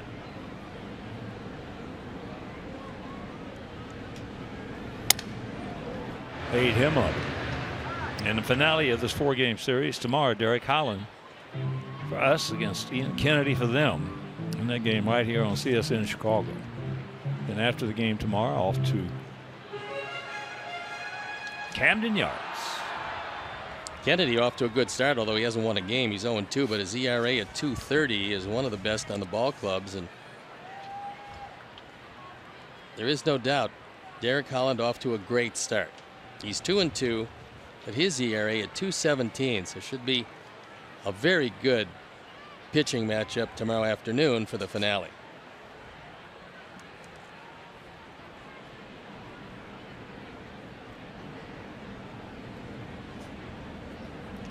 One, two. Up the middle. And there's the 1-out single. He tried to get that ball inside on Merrifield. He got it out over the plate, and he took it right back up the middle. So after cracking his bat, he tried to go in one more time, and unfortunately, he couldn't get it there. You see where Omar was set up? That ball was up and out over the plate. And he's aboard with the 3rd Kansas City hit. And here's Moustakas. Moustakas grounded to Sanchez and popped up to Cabrera.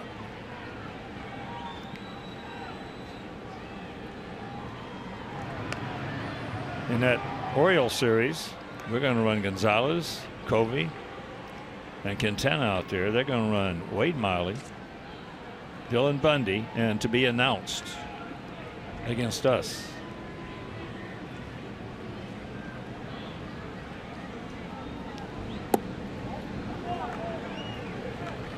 Did not come back. He tried to backdoor him. 1-0.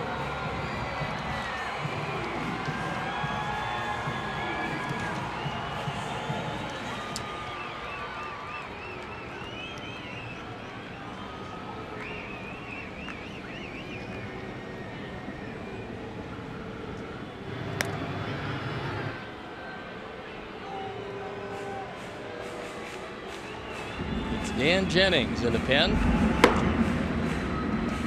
The ever-present Dan Jennings is the only left-hander. He does get a whole lot of work. And he leads the team in appearances.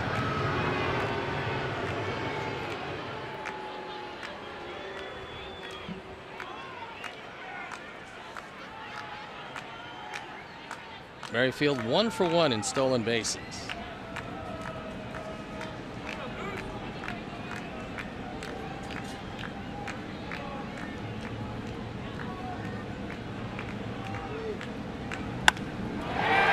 There's a solid smash into, well, it's going to get by him.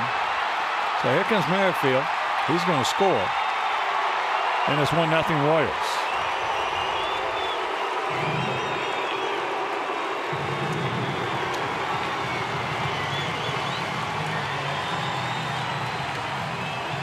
RBI number 12 for Moustakas, who split the gap in right center field.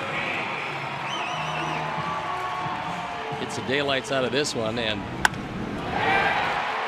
goes all the way to the wall. Merrifield scores easily. And that, the first run of the ball game.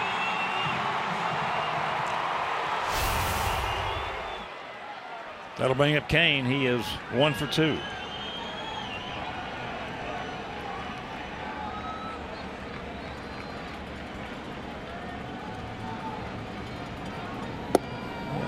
You look at this from a Sox standpoint is we were going to have to score anyway.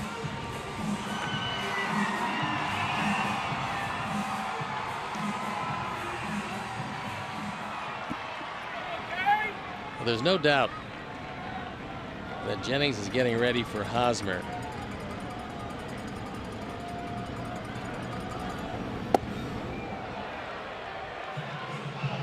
Two 2-0. Fourth inning, a little bit tough as far as the pitchers are concerned. Other than that, Pelfrey has kept it to a minimum of pitches.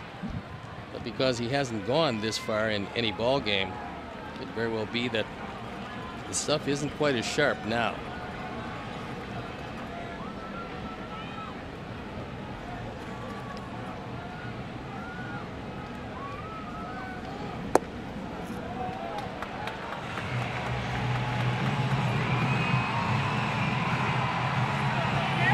3-0.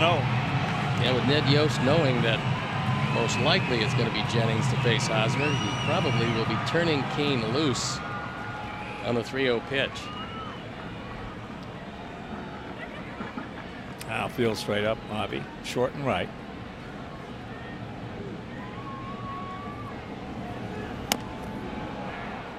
He turned him loose, but that one was a painful experience for Lorenzo Cain as he fouled it off his leg. So he's airing it out on the 3-0 count. But it's right off the left knee. Looked like it right on top of the kneecap. It did. That one doesn't feel too good. Kneecap burger. You've done that a time or two, haven't you? Nope. You never got one off the knee? No. Really? No. Wow. Off my foot a few times, off my ankle a few times, but never off the knee.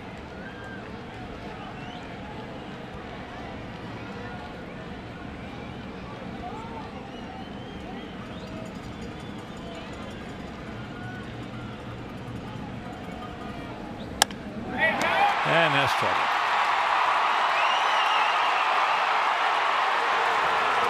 Moustakas scores on the triple by Cain. And it's 2-0.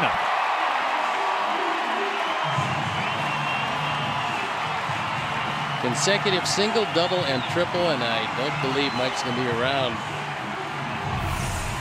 for Hosmer as Cain takes it the other way, drives in just his 6th run of the year, and makes it a 2-0 game as this one scoots by Avi. And then Cain is off to the races. Long strides, very quick. He's able to coast in easily at third base. That's going to bring Ricky Renteria out. That's going to mean the end of the night for Mike Pelfrey. And so Ricky calls to the pen. Mike Pelfrey takes a walk out after a really strong performance. And as he walks out, so will we. We'll be back.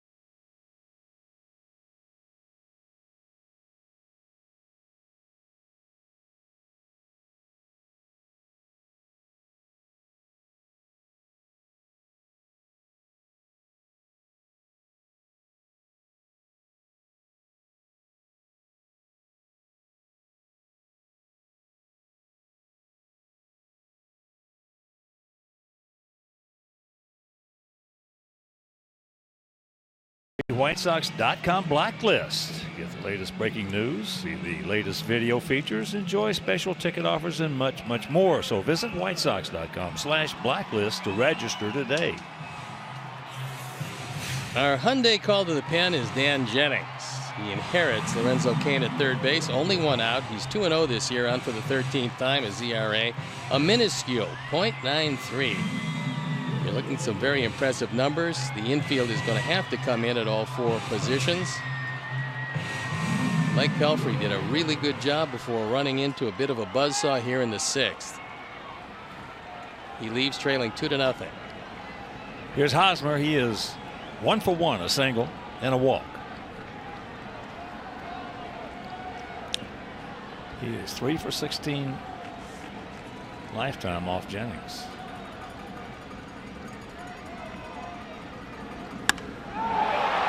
That's going to get the job done.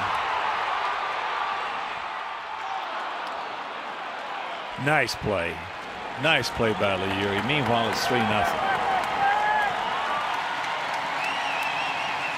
RBI number 9 as Hosmer took that to the deepest recesses of the ballpark. It looked like Leury might have gotten shaken up a bit as he collided with the wall. He's still feeling the effects of that. Hosmer thought he got it. He did, but this park's a little too big for him that way. And Leury still feeling the effects of a very strong play and a collision abruptly with the wall. Like he hit the side of his head on the wall. Meanwhile, here is Perez, 0 for 2.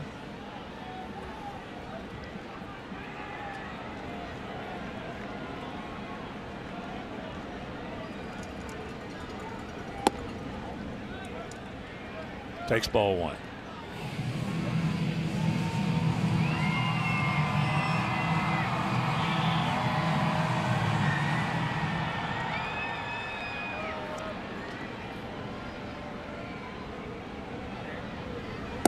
All it started, 1 out, nobody on.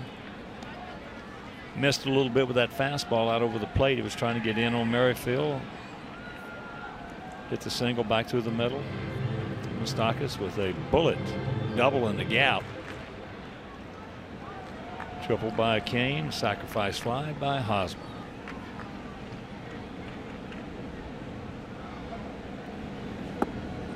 It is truly amazing in a close game how just the slightest problem you might have becomes magnified, and that is he'd broken Merrifield's bat.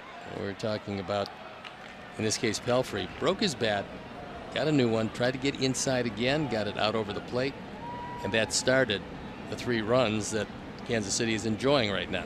But he only missed just a few inches. Yeah, that's all it takes. And that's all it takes in the big major leagues. So you miss like Quintana earlier on in those early starts. He was just missing by a couple inches and not getting away with it.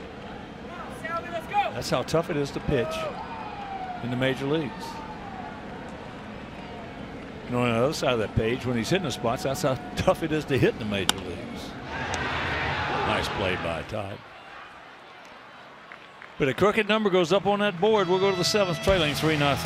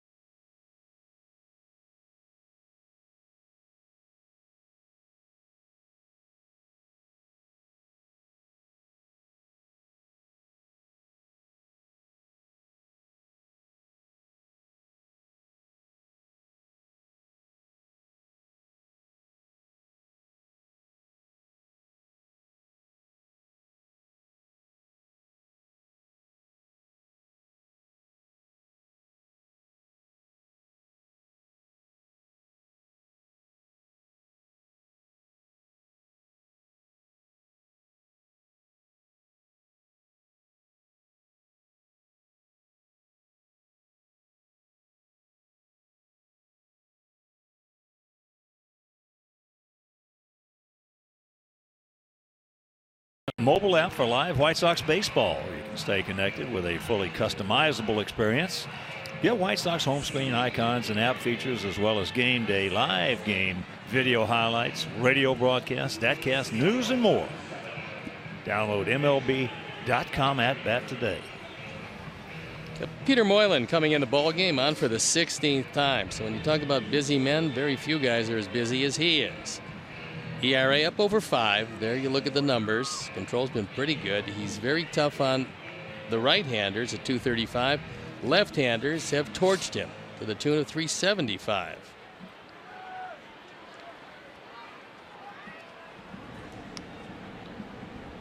Frazier, Ivy, and Leury.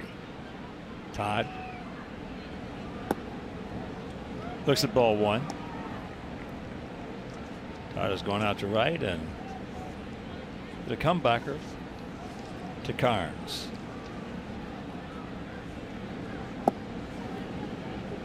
Nate Carnes was absolutely terrific tonight. 6 innings, 1 hit, 1 walk, 7 strikeouts, including 4 in the 6th inning.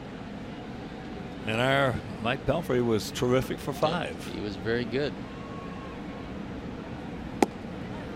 There's a strike. 2-1. Matt Strom, a talented young left-hander, off to a slow start this year, but at times last year we saw him, he was absolutely unhittable. Very good curveball.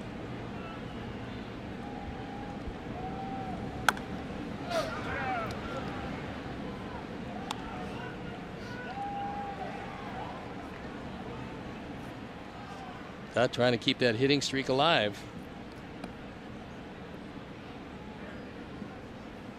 If not here, he most likely will get one more shot at it.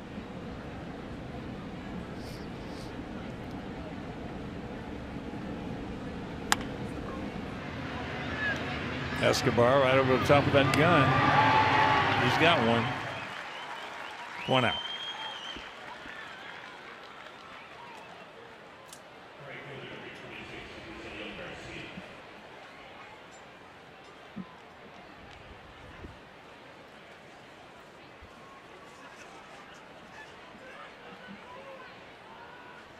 Moylan originally signed by the Minnesota Twins way back in 1996.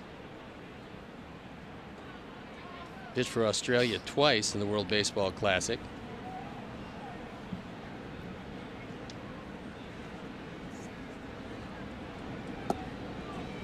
Breaking ball strike to Avi, who's 0 for 2.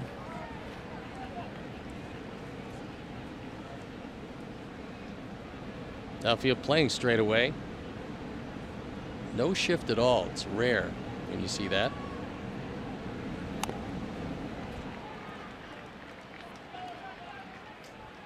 Nothing into the count. Chris Beck loosening in the pen.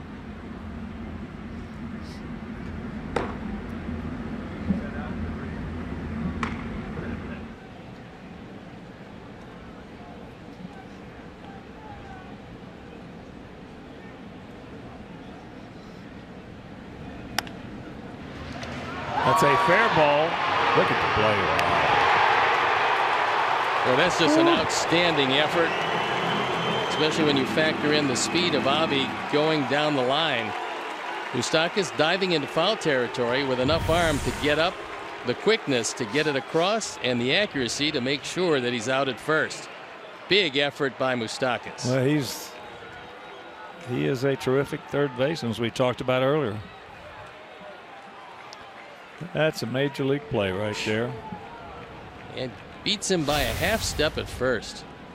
Huge effort.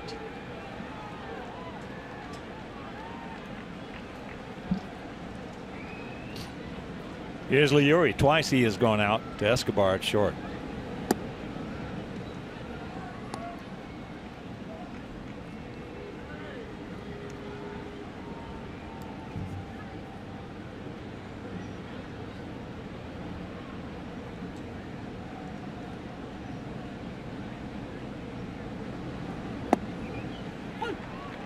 There's a play right there. If you're the hitter, get back to that dugout and you go to the top step of it. Yell out to Moose and give him a standing O. At that point, there's nothing you can do. That's all you can do. You applaud the effort because it's a great play. That's right. That's exactly right. Miguel Cabrera is one reason I love to watch him play. He would have done that. Oh, he's very good about. Oh yeah. Giving congratulations when guys make a good play against him.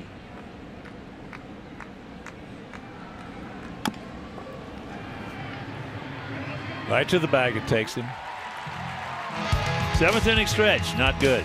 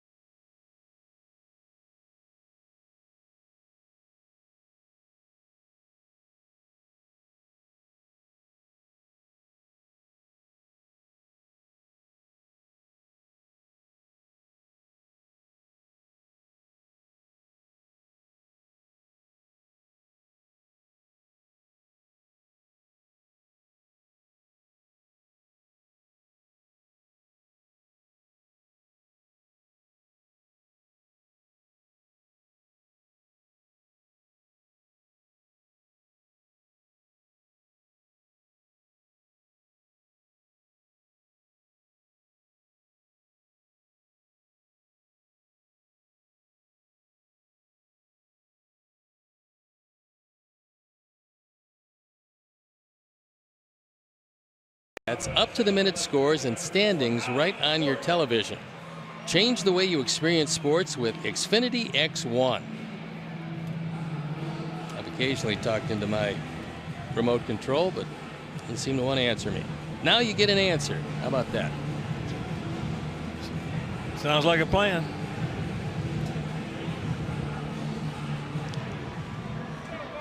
Bottom of the 7th.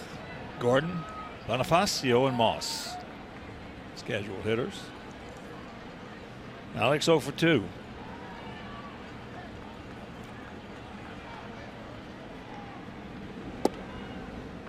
Takes first pitch strike.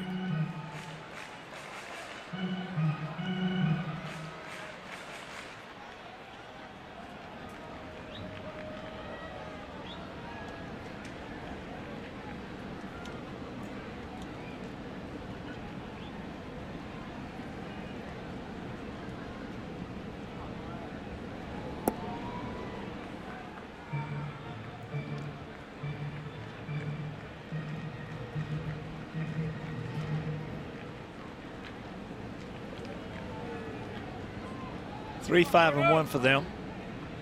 0-1 and 0 for us. Just one hit, that coming back in the first inning. Single by Cabrera.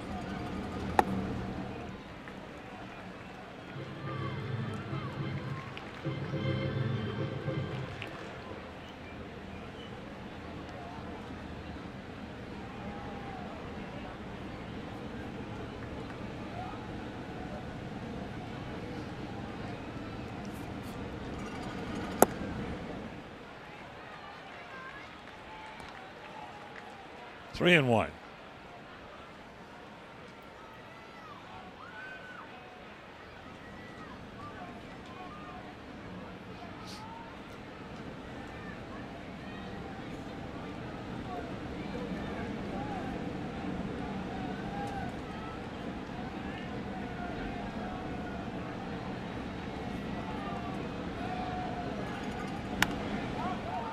And a full count.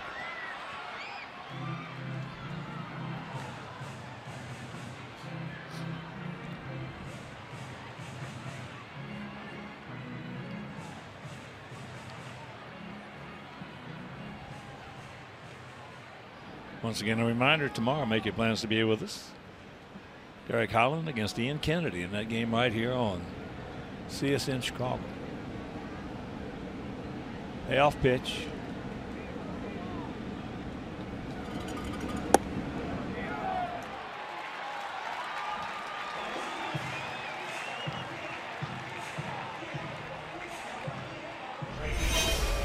That's what it's going to look like tomorrow afternoon for the finale.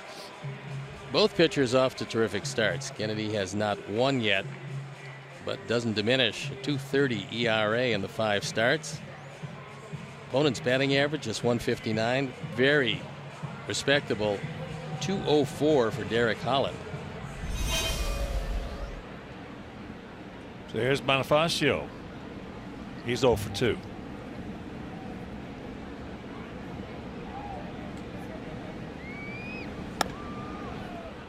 Out and around it.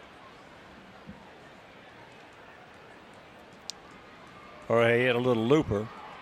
Sanchez at second, and hit a little comebacker. A check swing to the pitcher. Just 23 years old and very strong.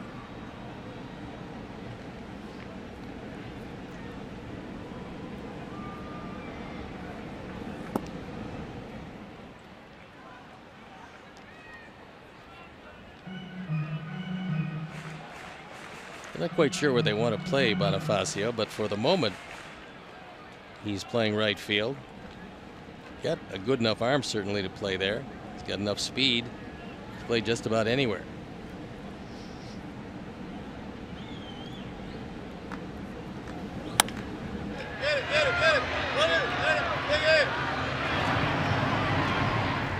Good effort by Sanchez. Good play by Anderson to get him over and get the lead man. Good pick right there by Yolmer. In the hole, he gets the out, and that's the long hop. And then No real reason to throw that one, because unless Bonifacio's fallen down, you're not going to get him at first. So here's Brandon Moss.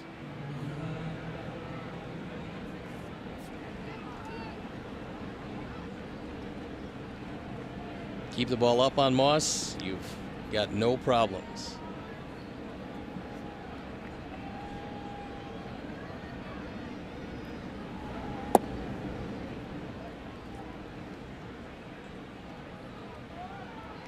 You get a low fastball out over the plate, and Moss can hit it a long way. He's dangerous down there. Yeah, he is.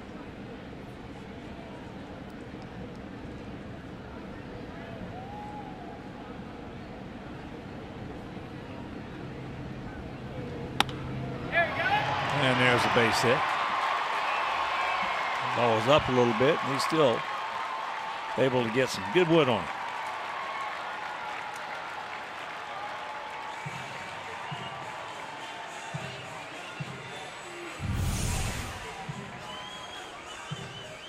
Belt high, takes it through the right side.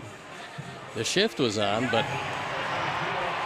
he hit that one to the right of Yolmer, and Bonifacio scoots into third. So here comes Ricky with runners at the corners and only one out. And with the right-hander up in Escobar, let's see if it's time for Dan Jennings to depart.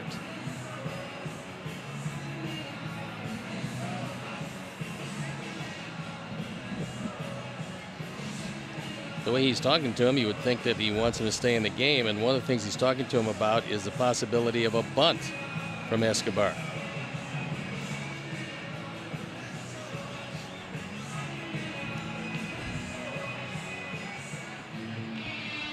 So Renteria almost over that tough knee problem he had. Well, he was hobbled by that. He was on a crutch at one time. Yep. So he can't play all the way in at this point.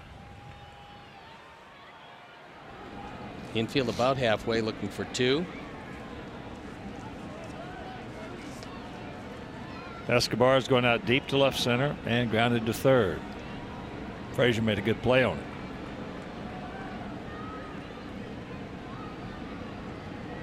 He has one sacrifice bunt this year.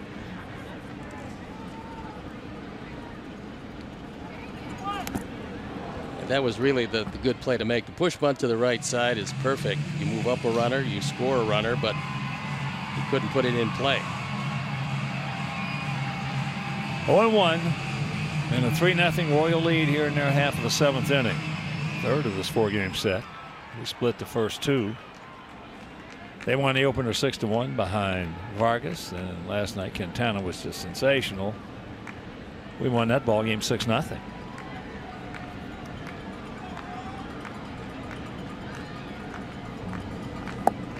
Yes, he did. And the count 0-2.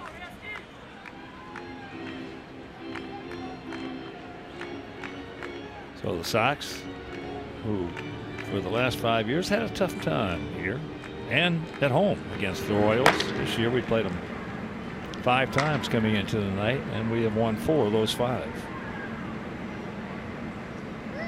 Escobar is not going to walk. 3 times in 91 at bats this year as he walked. That's a lot for him.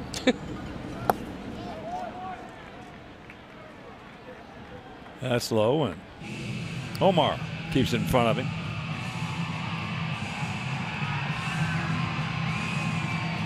A cold night here in the heart of Mid-America. Royals averaging 25,844, and for the temperature, not a bad crowd at all.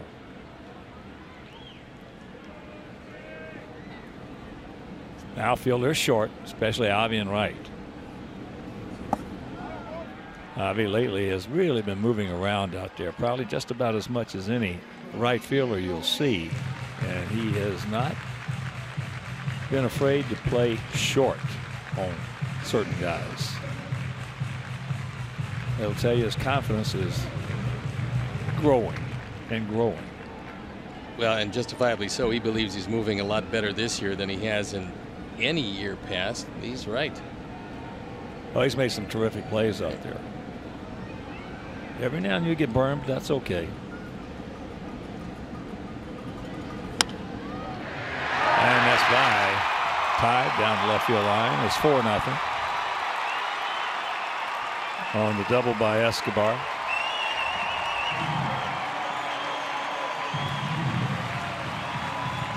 Fourth run batted in this year.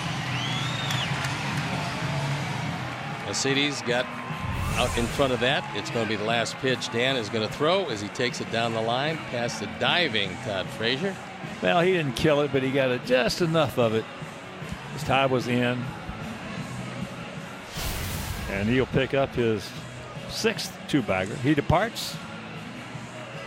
And we'll be back.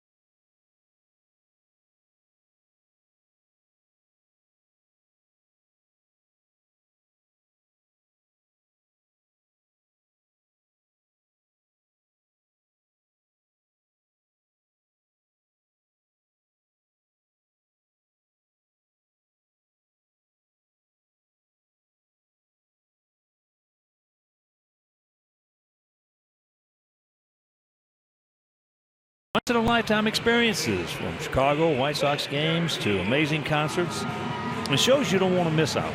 StubHub, your ticket out. StubHub, the official fan-to-fan ticket marketplace of the Chicago White Sox. Hyundai called to the pen, and it is Chris Beck. On for the 3rd time. He inherits runners at 2nd and 3rd, only 1 out, and the infield in at all 4 positions.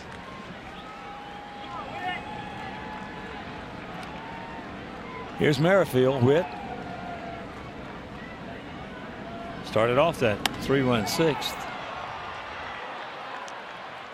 And that's going to get the job done.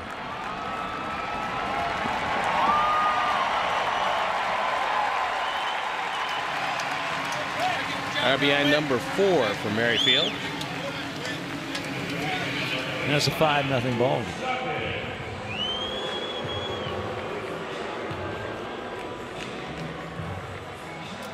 22,298.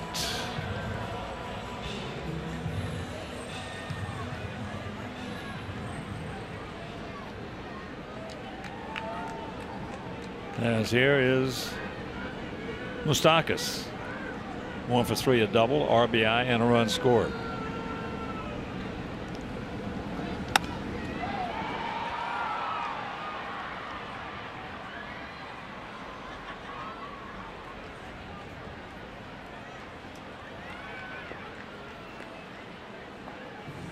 Omar out to talk with Chris.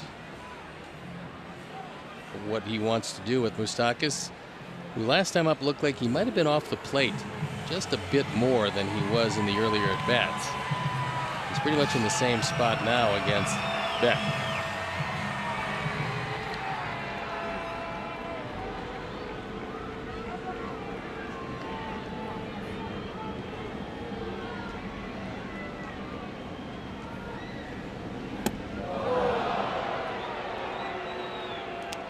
Count evens at 1.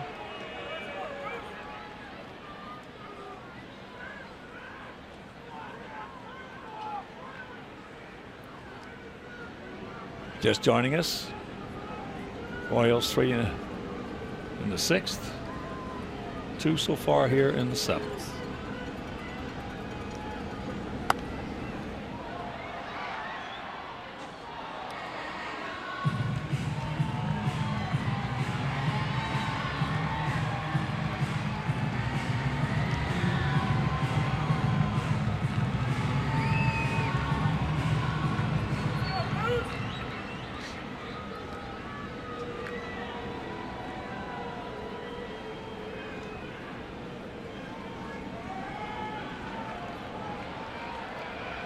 Escobar came about halfway down the line.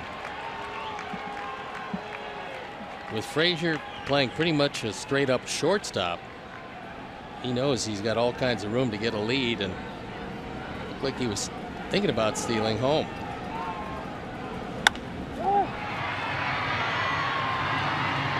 Dahmer's got him, and that'll retire the side, but 2 more go up on the board, and we trail by 5.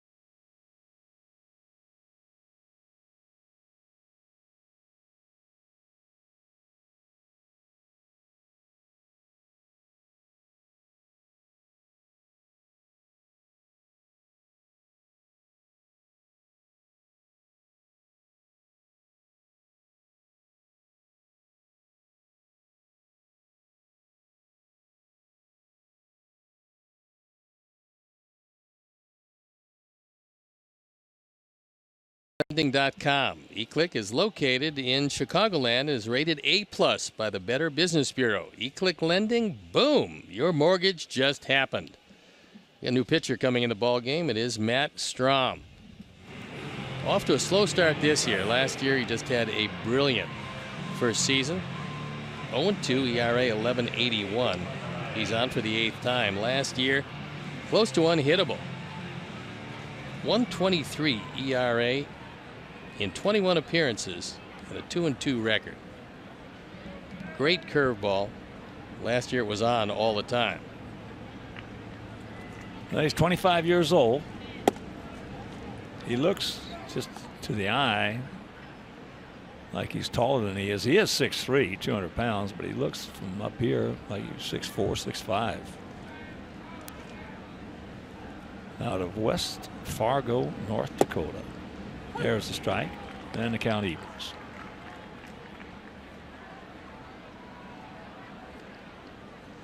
Last year he was a starting pitcher in Double-A at Northwest Arkansas, and then when he came to Kansas City, they moved him into the pen where he was very effective.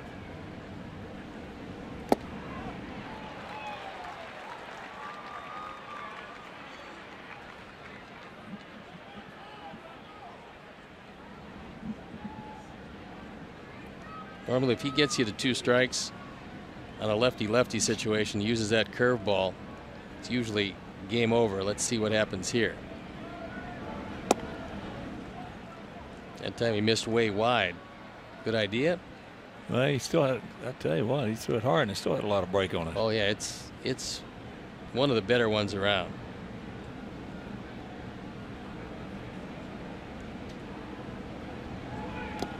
Reminds me a little bit of Dan Plesac.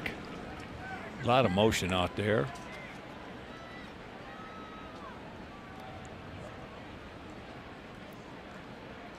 Well, if he has about 2/3 of the longevity of Dan Plesac, he will have had a magnificent career. He made himself a ton of money. Boy, in this day and age, yeah, especially as effective as Dan was most of his career.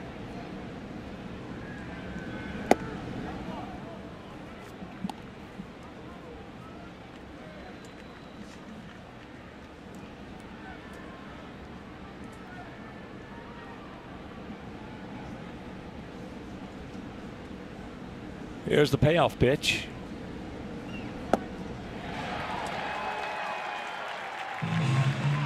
That was 94 on the outside corner, right around thigh high. He struck out a guy that's pretty tough to strike out in Omar Narvaez. Perez wants it low and away, and he fills up the glove. That's just an easy motion Yep. for 94. That's why, I mean, I just thought the world of him last year. They got to make a decision if they want to use him as a starter or a reliever. First pitch strike to Davidson at 93. He pinch hit for Cody Ashe.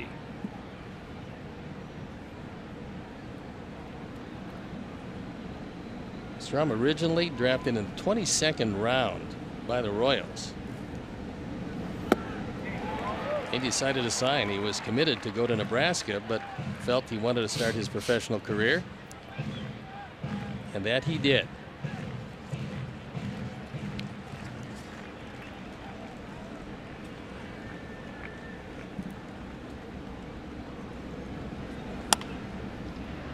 Hit softly to Escobar.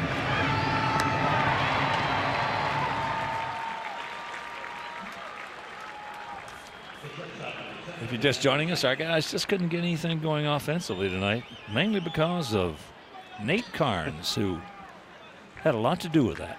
Yeah, Boy, he really was sharp. He was brilliant. Yeah. Struck out 4 men in the 6th inning, 7 overall, walked 1, gave up just 1 hit, that to Melky in the 1st inning, and that was that. Moved the ball around, had a real good curveball. Yeah, he did. That's what they had in mind when they brought him over from Seattle. Because they gave a pretty good player. Well, you Jared framed Dyson. him. You framed him good up in the 1st inning, saying if he gets the curveball over, we got a tough time with him. Yeah, and he did, and unfortunately, that's what happened. Anderson. Well, sometimes when guys like that,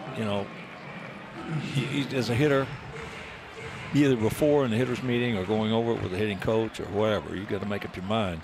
Hey, I can't do anything with him on that curveball. I got to try to figure out a way to get in that box someplace that I can make him throw me the fastball. And if he doesn't, then grab some bench. But at least you had a chance to be dangerous, because you're not going to be dangerous looking for the ball, period. No, with Carnes, you just have to hope that it's one of those nights where he's not getting the curveball over. Then he's a little more comfortable to face. But tonight wasn't one of those nights. He got everything over.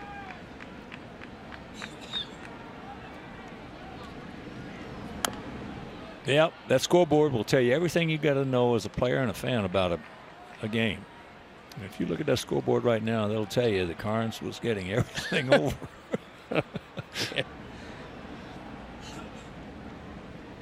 Because we didn't exactly hang out some ropes on him either.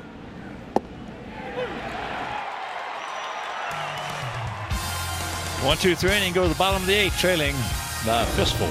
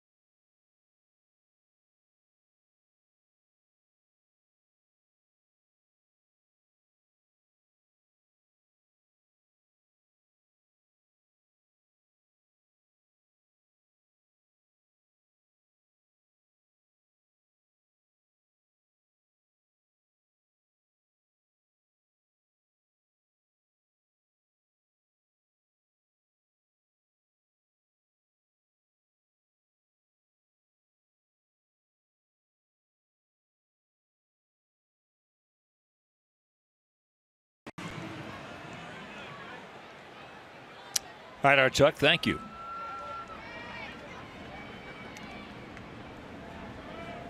Well, that's an interesting scenario that could have developed in there. In Boston, we'll have to see how it plays out.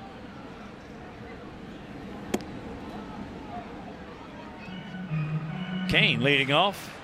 He's 2 for 3, a single and a triple with an RBI.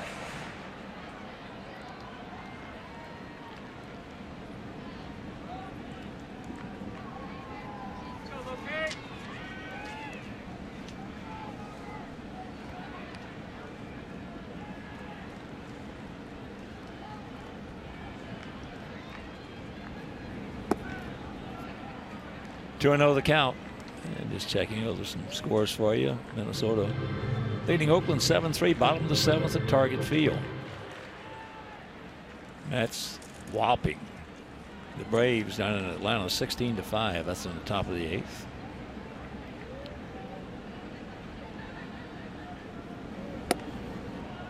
Come back and get him. No walks. Marlins leading Tampa Bay 10-5, bottom of the 9th in St. Pete. Yankees leading Toronto 8-6, top of the 9th in the Bronx.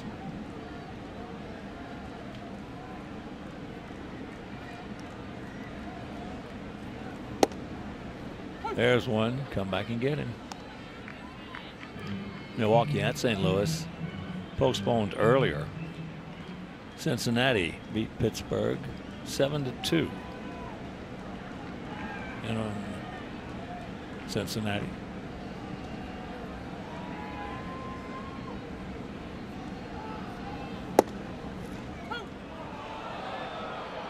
There was a break. That ball was way inside off the plate. That's one of the few tonight that Adam Hamari has missed. Omar did a nice job of actually just easing it back in the zone, even though it was about 3 inches inside off the plate. Cleveland beat the Tigers 3-2 in Detroit. Payoff pitch. High right side. Avi.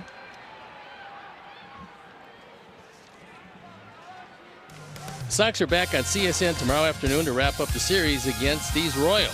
Coverage starts tomorrow at 12:30 with White Sox pregame live, and stream the game at csnchicago.com.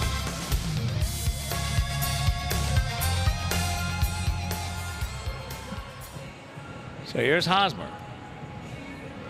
He's 1 for 1 with a walk and a sacrifice fly. Red Sox beat Baltimore 4-2 at Fenway.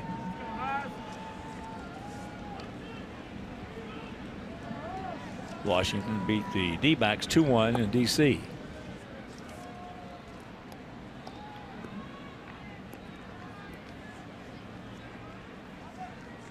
Houston 18-9 beat Texas 8-1.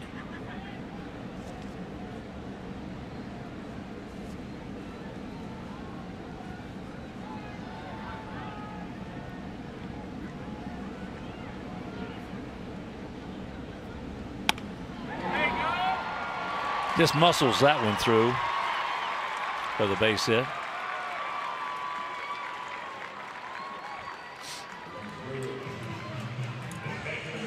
This is the way that Hosmer has to hit to be successful. He will occasionally pull the ball, hit it out of the park, but he's had a perfect night tonight. He's used center and left field for his 2 base hits. Sacrifice fly coming in the 6th inning to go with it. If Hosmer takes it to the opposite field, he's pretty good. Well, usually when guys get jammed or jammed themselves, they're usually swinging the bat pretty good.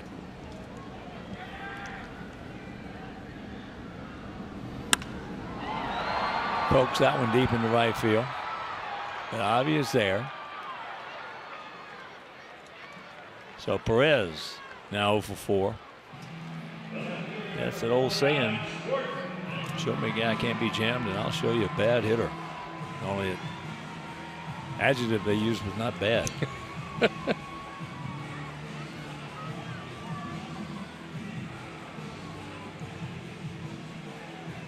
Gordon, one of the many Royals, just off to a really slow start this year.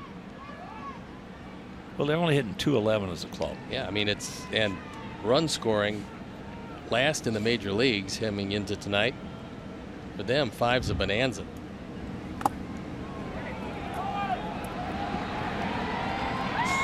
That's a wild pitch.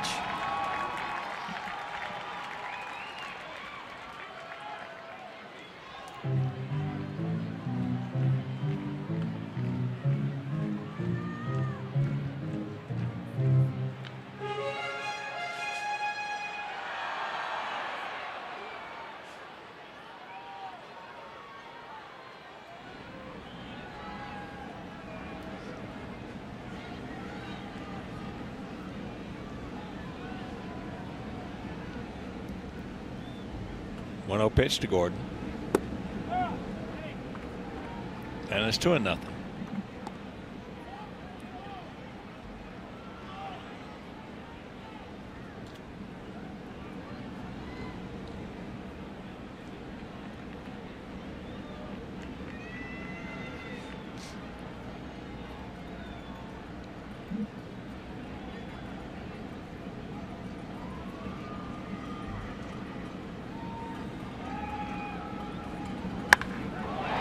Ball is just smoked down into the corner. Well, the run scores, and it is 6-0.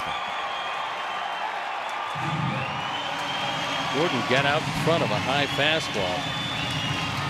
Well, he's going to hit, you know that. Yeah, and he drove in his 6th run of the year. His 5th double. He is going to hit.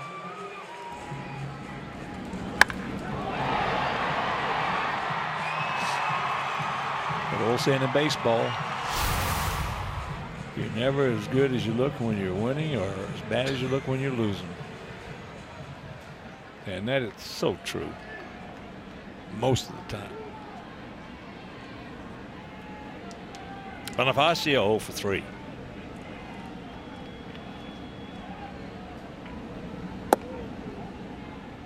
Close pitch, didn't get it.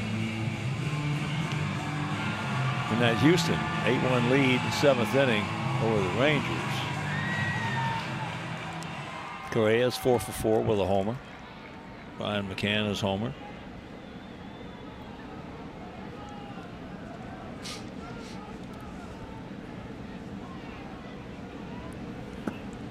That Houston bunch is a really good team, and with Texas off to the kind of start they're off to, and Seattle off to the kind of start they're off to, really very tough for the Angels to play consistent enough to make sure that Houston doesn't run away and hide in the West.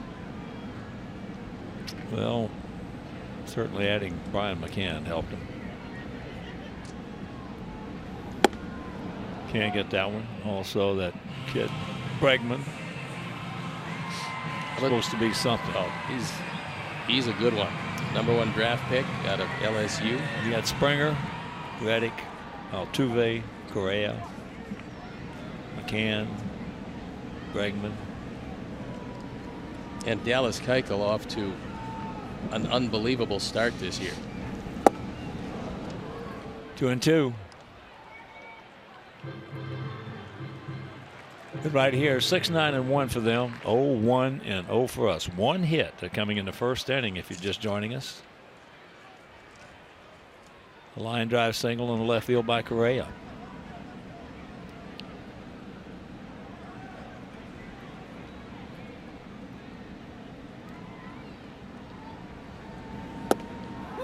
He gone. They pick up one. We're into the 9th. We need a bunch.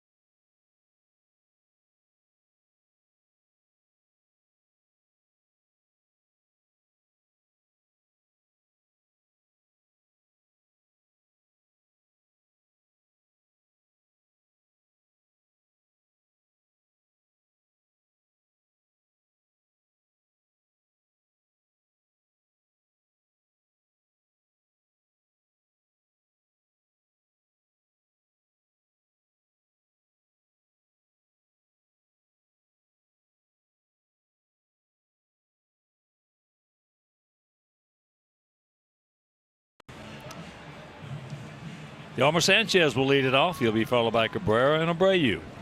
We trail it by 6 against this good-looking young left-hander. That's Strom.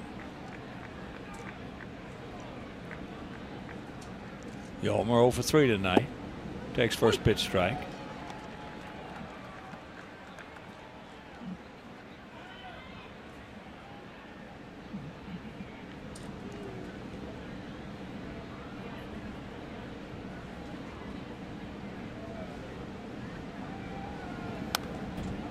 Good rip.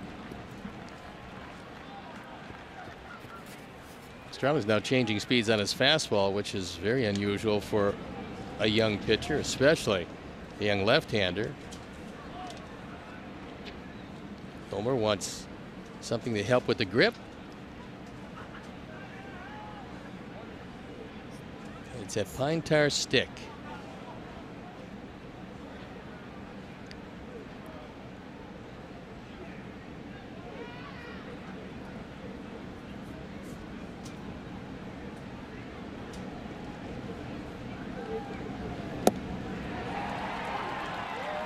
One out. Just like we promised you earlier in the game, it's Miller time, brought to you by Miller Lite, and here's our Miller moment, and it came off the bat of Mike Moustakas. Mike Pelfrey was sailing right along, and Moustakas drilled this ball into the gap. His double in the 6th inning set the stage for a 3-run 6th, and for all intents and purposes, that was the ball game. Our Miller moment.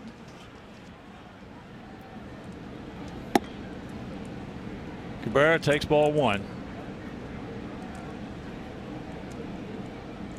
One hit for our guys.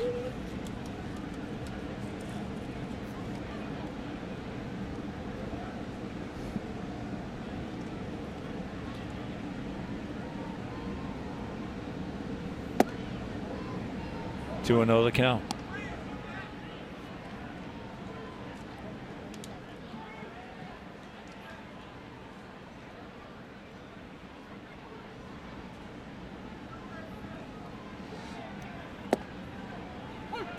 There's one.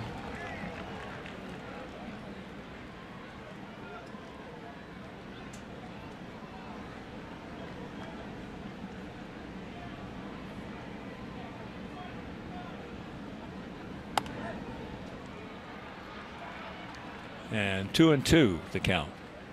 Arrieta in that game. Cubs against the Phillies. Cubs leading 5-4 8th inning. Arrieta went 6. We have 3 runs, 1 walk, 7 strikeouts.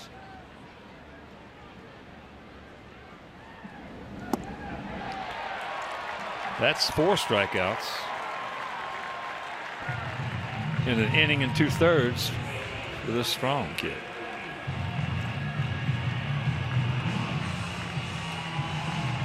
To me, he's got a very good chance of being a starting pitcher. Although they're working him out of the pen, his stuff is good enough, and he's got a strong array of pitches. He can change speeds off the breaking ball, has a curve and a slider. They wonder about durability, but he's going to get stronger. Well, there's one. There are a lot of things that teams wonder about. I mean, it amazes me. Let them go out and play. Yeah. See what they got. I was he was a starter up until he got here last year. That ball hit high and deep, and you can put it on the board. Yes.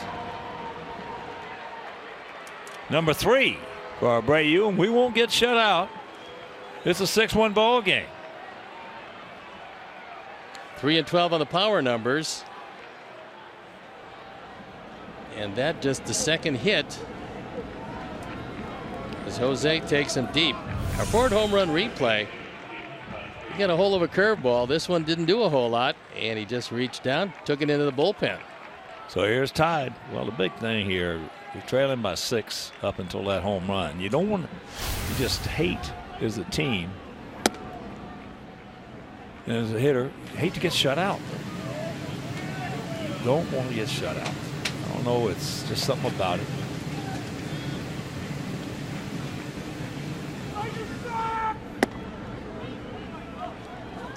Two and 0. last opportunity to extend that 9-game hitting streak. Compliments of Jose, who kept it alive.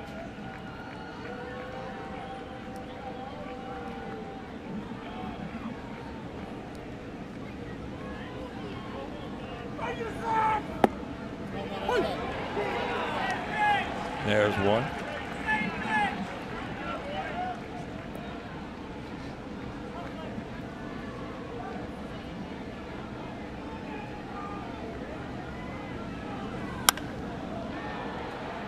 So the streak's going to come to an end, and that ball comes down, and this ball game is over.